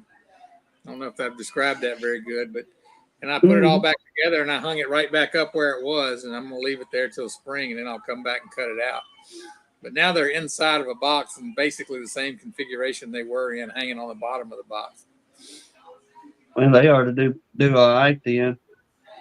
I looked at our little open air colony when we got home from church earlier today. I didn't pay them no attention during this cool weather, but I glanced up there and everybody's all huddled up on one side. You can see a big old, I don't know, I think it's about 3 layers that they got up there right now, comb. But I wish I had a lift or some sort, get up there and get them rascals cut off that limb and put in a box. But I don't, they may pull through the winter time. I don't know, but I just don't see them making it in a completely open air without any kind of shelter, especially whenever those days it goes to raining and 30 something degrees.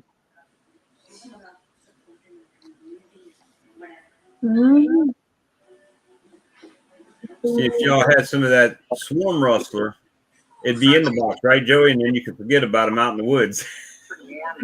Yeah. I've been wanting to do my swarm boxes like Philip has his, cut them in half. I don't know if I can see that. That's it hanging on the bottom of the swarm box. Yeah. Leave it up there just a second. Button's trying to get it. Okay. Oh, they filled out good too. She got her good little bunch on there. Yeah, that's got a bunch of comb in it. I had some about 4 years ago did that. And then see if I can find where it's.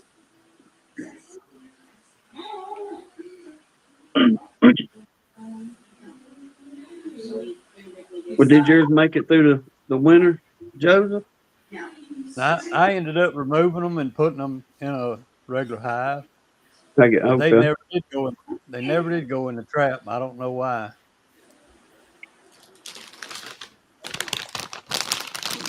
That open air colony we got out there, it was one of them Mascons from the Beatles earlier in the season this year, and they made home up there.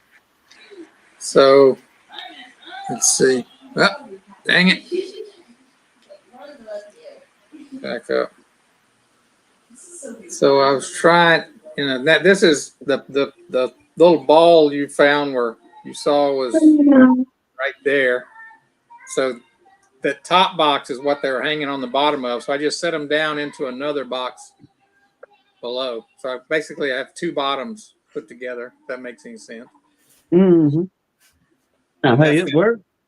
That's them just clustering around the front of it because there was a whole lot of them on the bottom of this bracket whenever I got to messing with them. Because I had to shave a little bit of the comb off so it would fit down in there. But we'll see. Huh. Hopefully they'll pull through. And I also have a vent hole in the bottom of these, so I was able to put a feeder bucket in the middle over the top of that, so I was able to feed them some sugar water. Hopefully the video will come out. I had problems with it because I didn't have my tripod with me. Well, it's like it's saying, don't forget about them things. When you talk about a mess come spring. Ooh. Well, it's going to be a mess. I'm not going to mess with them until then, so it's just going to be a cutout.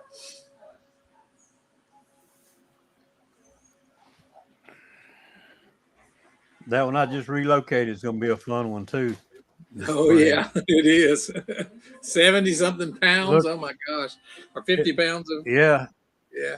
When I finally got that thing off the cleat, I wish I had a camera on there. I was going, oh my goodness, what am I going to do? It took me a minute to glide it down that tree. Yes, I'm dedicated now. Yeah, I didn't have a choice. But you got them snug down for the winter? Yeah, I put them on a rail, a beehive rail in the bee yard. I guess we have to check your video out. Like, we've been, like I said, going all weekend and ain't hardly sat down to do much of nothing. But we've enjoyed ourselves, that's for sure. We had a good time.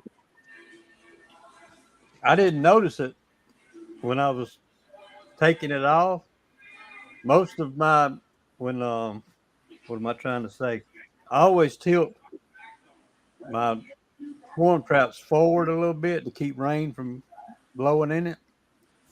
This one was actually cocked backwards, the opposite direction, and I never noticed it when I picked up on that thing and got it off that hook. Man, I was in a bind right by myself.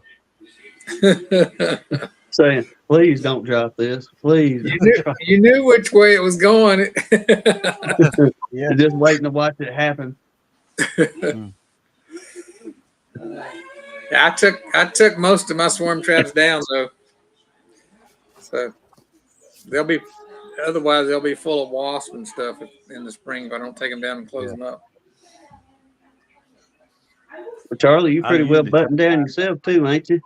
Yeah, it's pretty much done here. I mean, it was 70 degrees here, which was nice, and 85 last weekend. But the bees all been fed and got them strapped down. And I actually looked in a few of them today. They look pretty good. The ones that were questionable are still questioning whether they're going to get through the winter, being population wise and stuff. But the real strong hives, I opened them up. I was gonna dig in them a little bit. I'm like, no, they got everything glued together. And I'm like, forget it. I'm just gonna close them up and let it go at that. So the next thing I got to do is treat them with some oxalic acid vapor over the next several months, and that's pretty much it for me. And all. But Well, it's getting that time we can all take and, which I went on and done this early, get a jump on things, but get all the frames cleaned up, get boxes cleaned up and put away, and that way when season comes, we can just jump on it and go. right, it's like last week I had some beeswax. A girl wanted to buy a couple pounds of beeswax, so I rendered all my wax. I only had about 10 pounds or so, and I got that in 1 pound bricks and got that done. And all the top high feeders are washed and put away. And you know, like you say, I got everything pretty much done except for doing some winter treatments, and that's pretty much it. And that's really that's why I kind of like about bees. Bees is, for me, it's seasonal. You don't have, you know, it gives you a break, and then come springtime, you're ready to go to get back into them. It's all fresh and new again. So I'm gonna try to sit down in the next couple of weeks. It was on, where were we talking about that? Maybe it was Ricky, when Ricky was doing his live the other night on the observation hive. And Blaine, the Texican beekeeper, sent me, and I said, Lord, who is that messaging you? It's just big. But old Blaine, God love him, he sent me pictures of every corner, the top, bottom, and all this of an observation hive that he had bought. And I'm gonna try to sit down, I guess, since which I, like we talked about, we ain't had much season anyway, but while it's really slowing down, yeah, I'm gonna sit down and build her one. And now she did. She was talking to her sister. Her sister is a educator here at one of the schools, and she teaches, I guess, like special needs children. And she called us up the other day and said, "Hey, look, y'all gonna build one, and you can put your bees in there and everything. You know, you ain't got to worry about getting out, and the kids can look at them. Why don't y'all come and do a little presentation on it and let the kids, you know, see the bees and how they work and do all that stuff at the hive?" But she said, "But I'm gonna warn you, if y'all do that, then there's a good chance all the other schools in the county are going to hit y'all up at some point to come out and do it." But after we get that thing built, now I told her, so, well, should we go out and show the youngins, you know, tell them what little bit we know? I mean, it'd be plenty basic enough to tell some kids. I think I can get by with that. oh yeah, You'll enjoy it. Yes, I was like, boom, that's another selling point to motivate him to build one. Me and my wife, we do 2 or 3 schools every year. That's cool. Actually, we come during their curriculum when they're studying pollination and stuff, and we'll go. And a friend of mine invited Oh, me hey, to Brad. bring Hey, my Brad. observation out there. Hey, Brad. Evening, everyone. yes, but she kind of grabbed my little more or my attention on it even more because when we was in the fire department, I was head I was head of fire prevention and done a lot of the PR stuff out in the community. And we have an elementary school in our response area, and every year we would go up during fall festivals and things like that, and we'd have the smoke trailer, and they can crawl through, and we teach them, what to do in a fire and this kind of stuff. And she's like, "Well, we can kind of go back to that, but we'll just be doing bees this time." We used to have a blast going up there with all them kids doing that stuff. But yeah, I'd love to get back and just kind of do that a little bit, but a new adventure doing it in the beekeeping world this time. Blaine was saying that he had some kids yesterday at the market come by 5 or 6 times just to see his bees That's pretty and awesome. an observation. Well, you never know what that little young'un right there is just like one of us. They may think of that for the whole rest of their life, and that'll be the next little beekeeper that you got. You know what I'm saying? Your new generation coming up. Brian said, teach them to waggle dance. Teach them about it, dance. But yeah, I think we'll enjoy it once we get it done.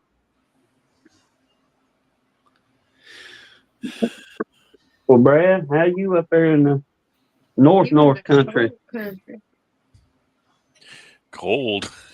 Mhm. Well, in fact, the weather has been quite above seasonal temperatures, but I spent all day moving bees into my building, and it rained most of the time. So I was soaking wet, and it was very cold. It was around freezing point all day, so I was pretty chilled by the time I was done. But the bees are in now, and I don't know. Now I just worry about the building getting too hot. Forgive my ignorance on things, but for you guys, well, men and women up there doing the beekeeping in your part of the country, is it something that y'all completely have to do?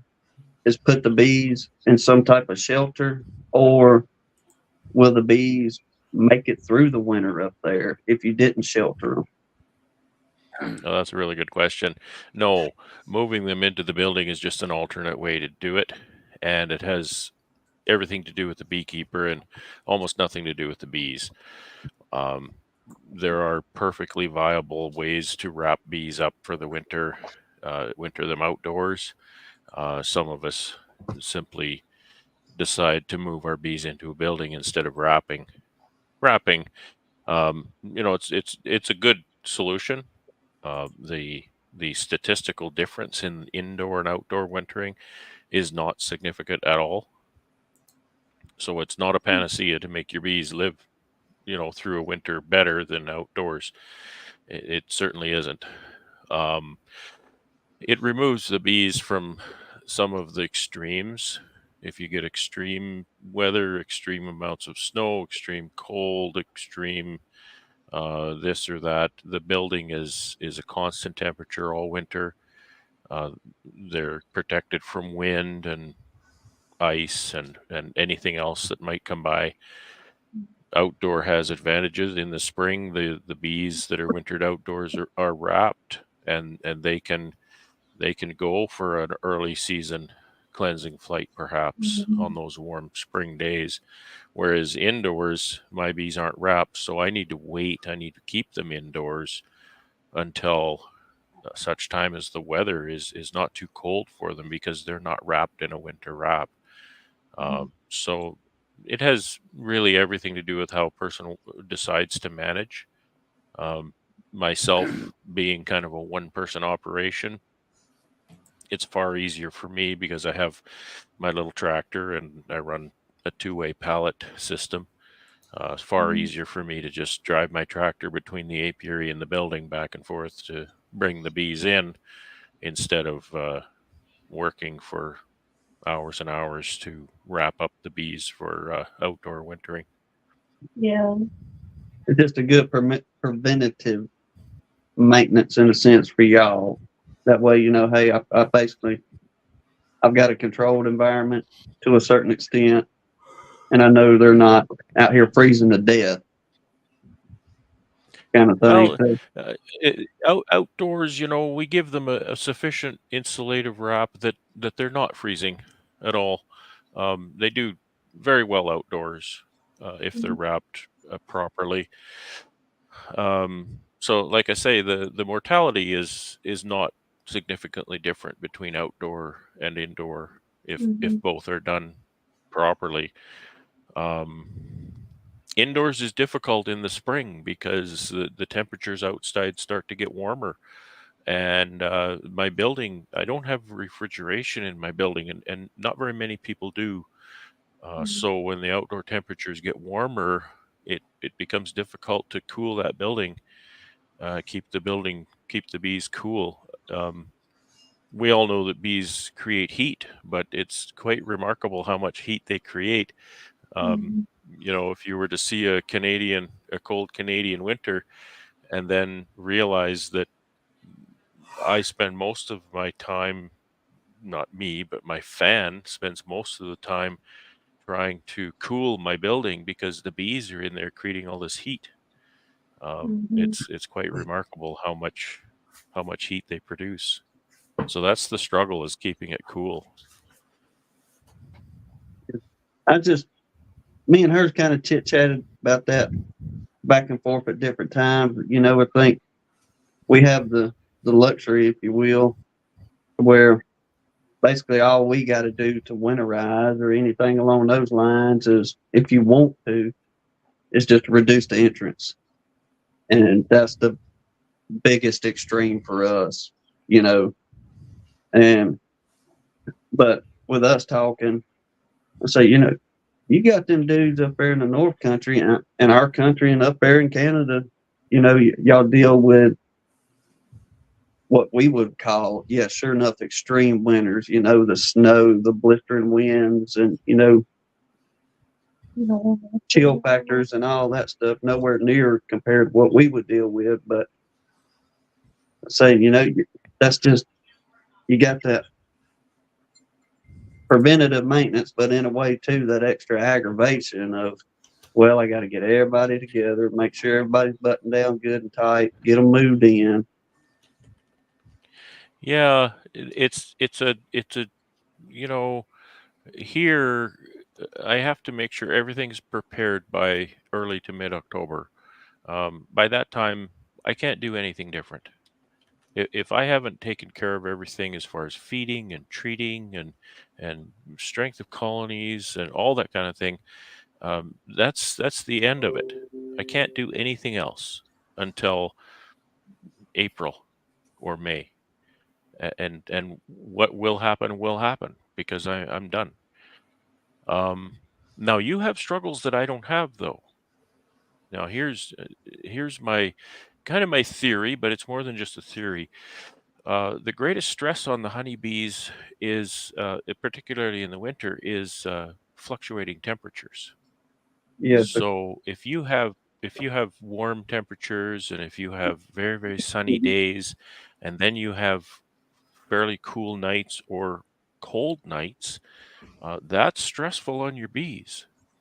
And that's one of the things that the indoor wintering really solves, is because, uh, ideal situation, I can keep that building at 4 degrees C, which is 40 F, all winter, and it's a constant, 100% constant, as much as I can manage, temperature all winter. So I don't have that stress on my bees, with the temperature going up and down. And also, the research into the longevity of bees, it's directly related to, I should say inversely related to, flight. So if the bees fly, they don't live as long. There's an old saying they say if they're flying, they're dying. And Mhm. so my bees don't fly. My bees won't fly until probably April. Yeah. So that's why they can live that long. So And if they're flying, which they do in a climate like yours, yeah. down south, then you need that continuous brood replacement of those bees because they're dying all winter. My bees are my bees are dying all winter, but there's a good number of them that are going to make it till spring, Right. Lord willing. Well, a lot of the commercial people, they'll winter in near Miami and then they'll run their bees up to North Dakota for the season, or out to California, then to North Dakota. But Blake Shook, who's one of the owners of the Bee Supply, he overwinters his bees in an air conditioned building and he keeps them at 40 degrees. So his circuit is California, Washington. I think they do apples up there, and then they do. I think they go to Illinois. They end up going to North Dakota, and they end up in Idaho in air conditioned warehouses. Yeah. They overwinter. Get this, they overwinter on 12 pounds of honey. That's all it takes them, because they get them at that perfect temperature and they leave them there for like 3 months. They're coming out of winter in January. Yeah, to so go they back can to prepare for almonds. Yeah. Right. It takes us 60 pounds of honey to winter because it's much longer. And I'll split hairs a little bit, and it's important. I think it's an important detail that those buildings are not air conditioned; they're refrigerated. Air refrigerated. Yeah. conditioning is only good to about 65 F. And Oh, okay. and you can't refrigerate, you can't air condition lower than that. It's actually those refrigeration systems in those buildings are just incredible, absolutely incredible. Not only are they powerful, but they're highly redundant, because you can imagine if you had a refrigeration system with 100,000 beehives in this giant building, and the power went out or the refrigeration system broke down or something, that is an absolute catastrophe, because within 12 to 24 hours, those bees are all going to be dead. Yeah. They're just going to cook, I right? think Because they produce so much heat. he had pictures of them, and I think they just rolled the trailers in there and unhook them too. I don't know that they load them and unload them. They just roll them in those buildings, Okay. unhook them, and then Yeah. hook them back up and just keep going. So Yeah. it's very efficient. So I find it really interesting watching the southern beekeepers to see what, I talk to Bob a lot, and I quiz him. I say, what are you doing? What are your struggles in winter? Um, and to see what the struggles are, your struggles are feeding, making sure they're brooding all winter because they're flying all winter. Uh, they have to keep replacing those bees. So it's very different struggles, but it's the same bees and it's the same principles. So it helps me understand my bees better as well. Yeah. Well, our dangerous month is March. If they don't have weight coming out, starting March, you better feed them in a hurry because they're going to die. Well, this is the first year that I've kind of followed you guys' lead up in Canada to really try to pack weight on them. And so they have a abundance in their box. So when times are lean, I can try to push them on a little bit. I never really threw the feed on them like I did this year. I just put out some open feed for them in the past, and I would lose, like you're saying, Philip, I'd lose a lot near the end. So hopefully that's not going to be the case this year, but I've lost one, but it was all my fault. I mean, I just didn't get to them in time. So, but you can tell that they start dropping pretty fast. You got to get food on them, and if they're light in March, because when they start brooding up, they're gonna eat themselves to death. But, Yeah. Then if you turn into a my season building like we had, was I had the sorry, I just finished that I had my overhead door open for about 5 hours. It was about 0°C, so 32 F, outside, and it was a bit breezy too. Not a pleasant day. And So about 5 hours, I had that overhead door open, loading that building. So you can imagine the temperature in that building when I was done. You'd think, well, it's going to be it's going to be zero in there. That door open the whole time. When I was done, it was 6 degrees in that building, and I still had the door open because there was 175 colonies of bees in there, and they were You, just roasting. you should heat your house with those bees. That's what I'm It thinking. would it would be Yes, nice. sir. Yeah, Lots in there. yeah. If a guy could set up a heat pump system for that, Right. boy, you could heat a lot. They're between 10 and 20 watts per colony. So for every 100 colonies, then you've got 1,000 to 2,000 watts of heat, and that's more than enough to heat that building. It's not a problem. I'm sorry, Tim, I cut you off there. No, sir. I mean, you good. That answered a lot of my questions I had going on in my head on, what is, I guess, the the full purpose of doing all that. Is it something you have to do, or is it just something y'all do to, you know, preventative maintenance, if you It's will? it's But it's fairly popular. I would say most hobbyists don't winter indoors. They probably either don't have a facility that they can use or a facility they want to use because it ties up a building or part of a building for the winter. And again, wintering outdoors is not difficult and it's not unreliable. Um, Wintering bees indoors has almost everything to do with the beekeeper and almost nothing to do with the bees. I know Ian talks about how he used to winter outdoors years ago and he had all these wraps and the mice would get in the wraps and there would just be a mess and then you have to store all this wintering wrap material all summer and the mice get in it on the summer and it's just a kind of a nightmare. I don't have any wraps to store. Part of the process I went through, or the thought process I went through when deciding if I should do this, was cost. Um, Wraps will run me $25-$30 per colony, and they don't last a long time. So for every 100 colonies, I'm looking at $2,500 to $3,000 for wraps. I happen to have a building I could use, and it cost me under $1,000 to outfit that building with appropriate ventilation and heating system to take care of my bees. That building's going to last a lot longer than a bee wrap will ever last. I have to replace those bee wraps. So if I'm running 200 colonies, I could have $5,000, $6,000, $7,000 worth of wraps that I have to replace every, maybe 5 years or so. So there's an economic uh, part of the decision as well. And where are you going to store all those wraps in the summer? I don't want to store things. Storage is a premium.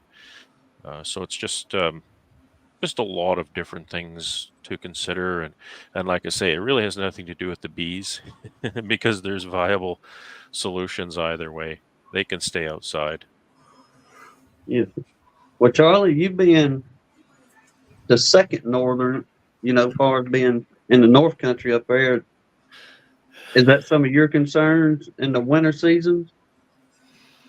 No, I mean, through the wintertime, we can have 50-degree days occasionally, in Okay.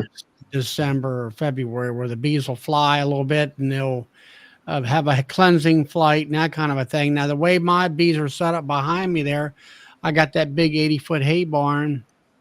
I put my nukes there because of the barn, that I know that the wind blows against the barn and it protects the nukes from the wind. And then all the way down at the end there where my 10 frame production hives are, which is out past the barn, I get some old used carpet. And when it gets really cold, in the 40s or 30s and whatever, and it gets windy around where I'm at, I'll put carpet on 3 sides of those hives on the back side of them, and it gives them a wind block. And other than that, that's pretty much it. We don't really get, last year we didn't get any snow. Usually if we get snow, it might be 4 or 5 inches at the most. And that's a lot. I mean, I'll say, I think it was in 2016. That's when we got like it used to be 2 or 3 feet of snow and all. But, other than that, the bees hibernate, as I call it. They all stay inside and they're fine. They survive very well. The main thing is come mid-February, you want to start looking in the hives and make sure there's enough feed in there. I do feed mine to the point where they quit taking it down, so I know they're full. Now, some of the nukes, they might go blowing through their stores, and then I'll have to supplement them with some sugar bricks come late February, let's say early March, until about April. When I was down in Mississippi, they still had privet blooming down there. I'm like, they're getting feed down, natural feed down there. Well, yeah, down here in the South, we get 50-degree days all winter too, but it doesn't get that cold that often. Right. I mean, well, some people say concern because it'll get down to, let's say, 25 degrees F. And it's like, yeah, okay, it's, it is that cold, but it doesn't last that long, very long. Some people get concerned about it. Some people wrap their hives with styrofoam or black tar paper. I mean, everybody kind of does a little bit of something different. There's a club that I belong to up in Pennsylvania, which is about an hour and a half north of me. And, I was on their beach chat Friday night before mine, and they kind of got they're like 2-year-old beekeepers, and some are even older than that, but they're like, oh, we don't want to spend the money to buy the sugar in order to feed the bees. Or they're gonna feed them fondant through the wintertime.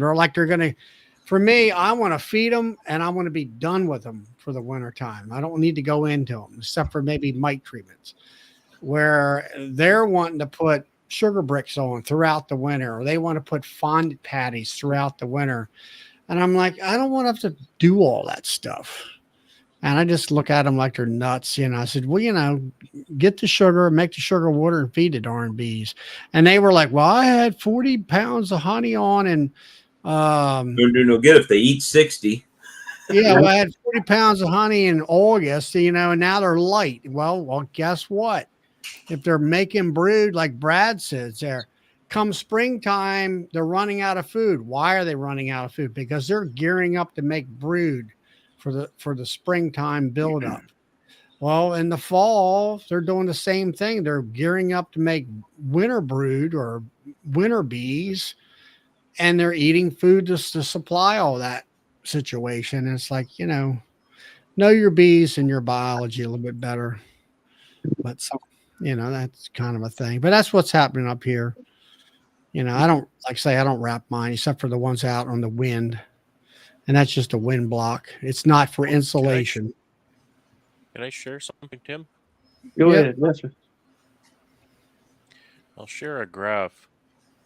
And this graph appears on Randy Oliver's site. This isn't what I was looking for, but this tells a story as well. So this is feed consumption by temperature. And at the bottom here, it goes from 20C to 0 to 20C. So this isn't linear, because here we have 20 degrees at the bottom, but we look at 20 degrees from here to here, you see? So what I'm trying to kind of get at here is this increase between 5 and 20 is steeper. This looks like it's the same grade between here, and then up to here, but it's not, because on this graph, this is a longer stretch. So what I'm trying to get at is the feed consumption below 41F. As temperature goes down, the feed consumption rises, but not as fast as the feed consumption rises above 41F. Okay, does that make sense? Yeah. Mhm. There's another graph that I prefer, and it shows much more of a hockey stick kind of a thing, that the consumption goes up much steeper above 41F. So when it's below, they're consuming more to warm the colony, right? Right. And then above 41, they're just more active. So that what that means to me is I would rather my bees be below 41 than far above. So I'm far more concerned about cooling my building. I want to keep it 4C or less. I don't want to go far above that.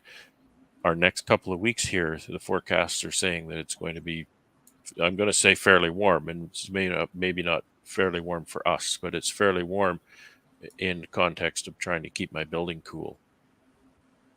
So that concerns me a little bit. Well, I appreciate you explaining it to me a little bit. I got, like I say, much better understanding. I see your point of it now, trying to keep their tails cool. That way, they ain't trying to meander around and things of that nature. It keeps them pretty well bundled up until, y'all know what time of season to go ahead and start sticking them out up there. But that one way, whenever it is time, you got good flighty bees, and you can start carrying on, to the next job of preparing for season to, start taking off. I always say that every fall, wintering indoors seems like a really great idea, and every spring it seems like a really bad idea, because it's such a stressful situation to try to get the crystal ball out and know when should I bring my bees out. I want to get them out because it's a long winter, and it's stressful on them, but I don't want to get them out and expose them to temperatures that are remarkably cold. So those overnight temperatures can still get pretty cold in the spring here. I think it was about the second week in April last spring when my bees came out, and I think that's the latest in 9 years that I've taken them out. Oh wow, April, Lord! And I'm thinking whenever you was fixing to start off with that coming in, in the spring, I'm thinking, well, end of February or March, but no, so Yeah, you well into April, you say. That's the peak of our swarm. That middle of April is the peak of our swarm season. Yes, sir. It's starting to it's get. not it's not warm enough here to pull brood frames before May, and even then, I have to wait until second to third, the first or second week of May before I can safely pull brood frames, because it's too cold. I'll just chill the brood right away if I pull them out. Now I have found, just me and probably Joey and Philip, Bob can probably relate to a lot of this, but our biggest fear during, I guess, if you want to say winter time, uh, is the moisture inside the colony, because we stay so blasted humid, even in the winter seasons. It's still pretty doggone humid. Easily be 50% humidity, no problem, and it can go up throughout the day. But having that, say if you break a lid, just to, I'm gonna just do a quick visual check. You slap that lid back down. Well, if it's 49, 50 degrees and they done got that heat built up in there real good, and you start mixing that hot and cold air, as soon as you lay that lid back on, for us, we have that higher potential of condensation getting into the colony from what I've seen. And I have just figured out, stay out of them until, we get into our spring. Then hey, get after it and do your thing. But that is one thing that makes us nervous if we have to get into one on those type days of, there's a chance that we're going to have that blasted condensation built up. And like Joey or Philip, when y'all talking, you got the back of your colonies jacked up 3/4 of an inch. And we've done the same.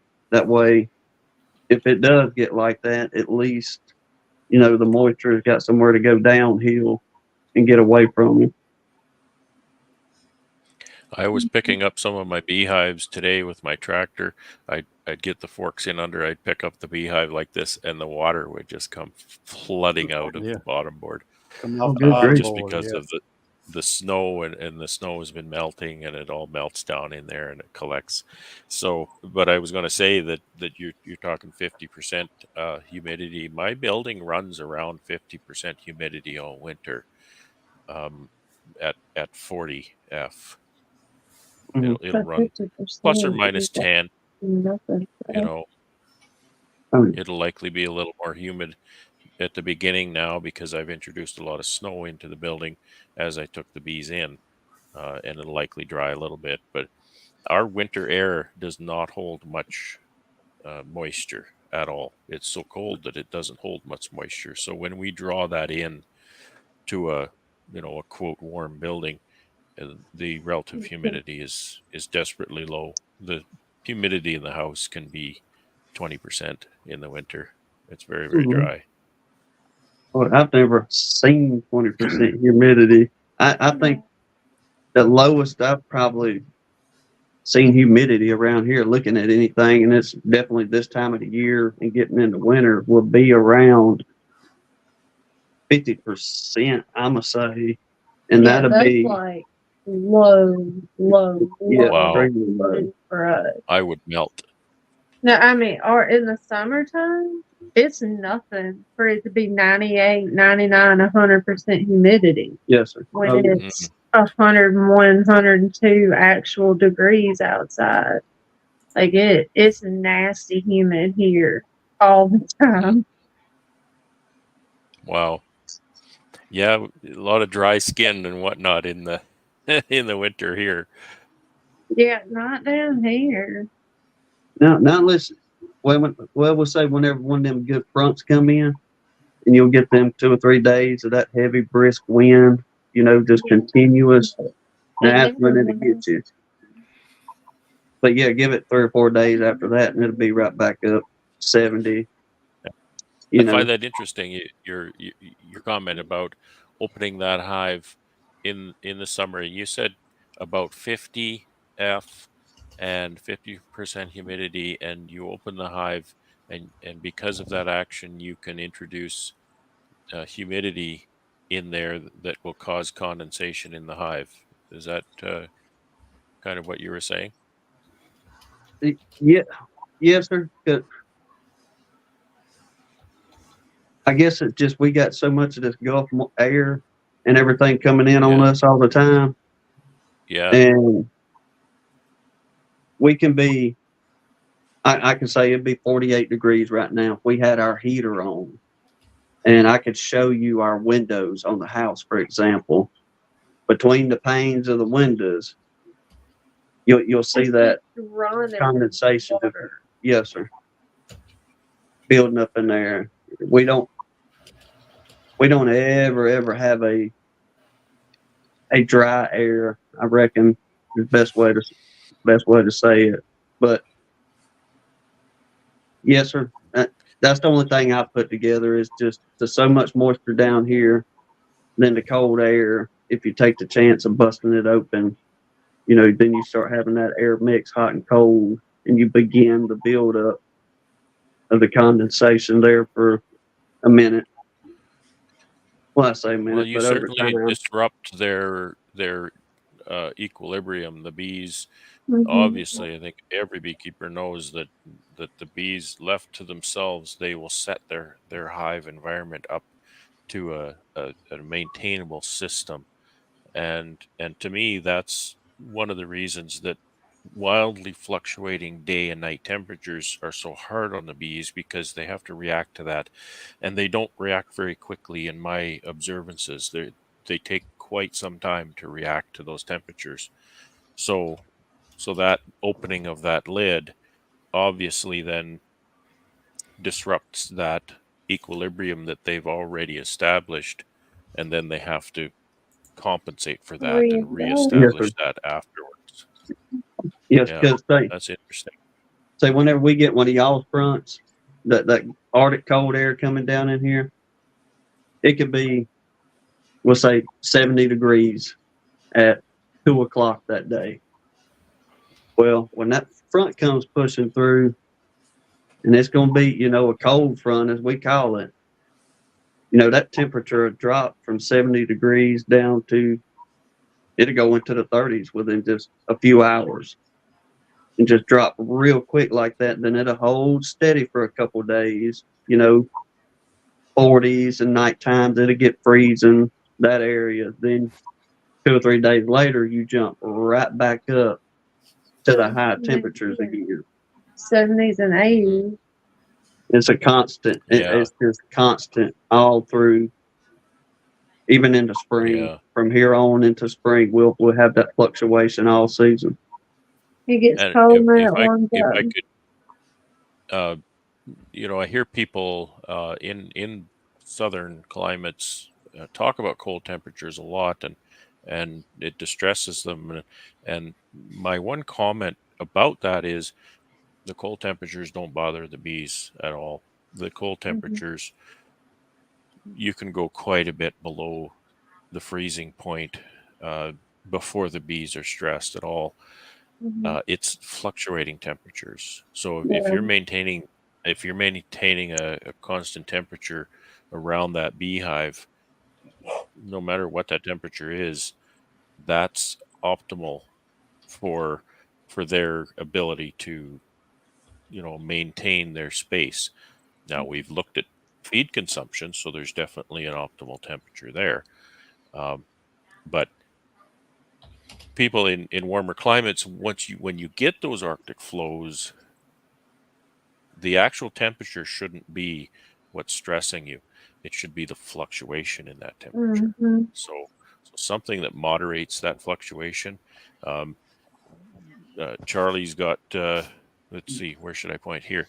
Charlie's got the Lyson poly hive there behind him. I put my polystyrene hives away today, and I just curse them. I just say I hate those poly hives, and the reason I hate them is because they play with my head. I don't like managing them. They don't manage like everything else, and you can see some of them sitting right here in my picture. But you know what? The bees do great in those hives. The bees love those polystyrene insulated hives. And why? Not because they're protected from the cold, and not because they're protected from the heat per se. It's because they can set up that environment in that hive, and the ambient temperature, the solar gain in the summer, and the cold or whatever comes by doesn't translate inside the hive as easily as it does those wooden hives. And that's why those polystyrene hives play with my head, because I think everything should be in polystyrene hives. And then the other little devil on the shoulder says, no, you don't want to manage those. You want to manage wooden hives. And then the other one says, no, you got to put them in poly hives because they like it. So that's a struggle. Yeah. Well, Ty, how about you there on the other side of the country? It is your humidity levels low? You don't have to worry about those kind of things as much, or y'all dealing with the same? No, heck, I think high humidity here in the Central Valley is probably, well, it could get to like 30%, but usually Okay, sure. average is probably That's 15. Yeah, it's dry. It's like a desert. Yeah, you know what? As a matter of fact, I'm doing an experiment this year. I took all the foamies off my hives. And the reason why I did that is because in the years past, in the winters or in the spring, early spring, when I open them up, that thing is covered with water. So when I'm taking that thing, when I'm ripping that thing off, it's just raining down condensation on them. So I'm also seeing condensation on both sides, both sidewalls. So I know that it's contributing to that. So I'm going to see what happens. Just taking them off and see. This is the first year I've used them, so it'd be interesting to see that. Yeah, and the best way to find it or see it is when you take those outside frames out, they'll be all molded up. They'll be green and white. Then you know you have a water leak. Yeah. So, yeah, it's low humidity here. Not what you guys handle over there. Yeah, I mean, she about flipped this chair with Jasper and everything backwards, and you're talking 30% humidity being a high. It gets up to 30%. I'm going, my gosh. And when you guys Y'all are talking just about it, suck. right now it's 57%. I think it's 62 degrees outside right now. Mm-hmm. And 57%. But yeah, we don't get what you guys get. Count you blessed. They say all of us Southerners in here just bum falls with every one of us going 30%. Yeah. I lived in Southwest Missouri for about 5 years, and I got humidity up there, but not what you guys get. Well, I don't then, know, that's for sure. go ahead. Go ahead, Bob. No, I was getting ready to check out. And it sounds like me too. you're ready to check out. Yeah. I'm fixing to end it and everything, y'all. Thank you everybody to come in and chatted with us this evening. Awesome having people talk to tonight. Yes. Charlie, Joseph, Philip, Todd, Bob. Glad to see y'all got home safe and everything. Send Amy our love. We enjoyed everything once again. I think she went ahead and went to bed already.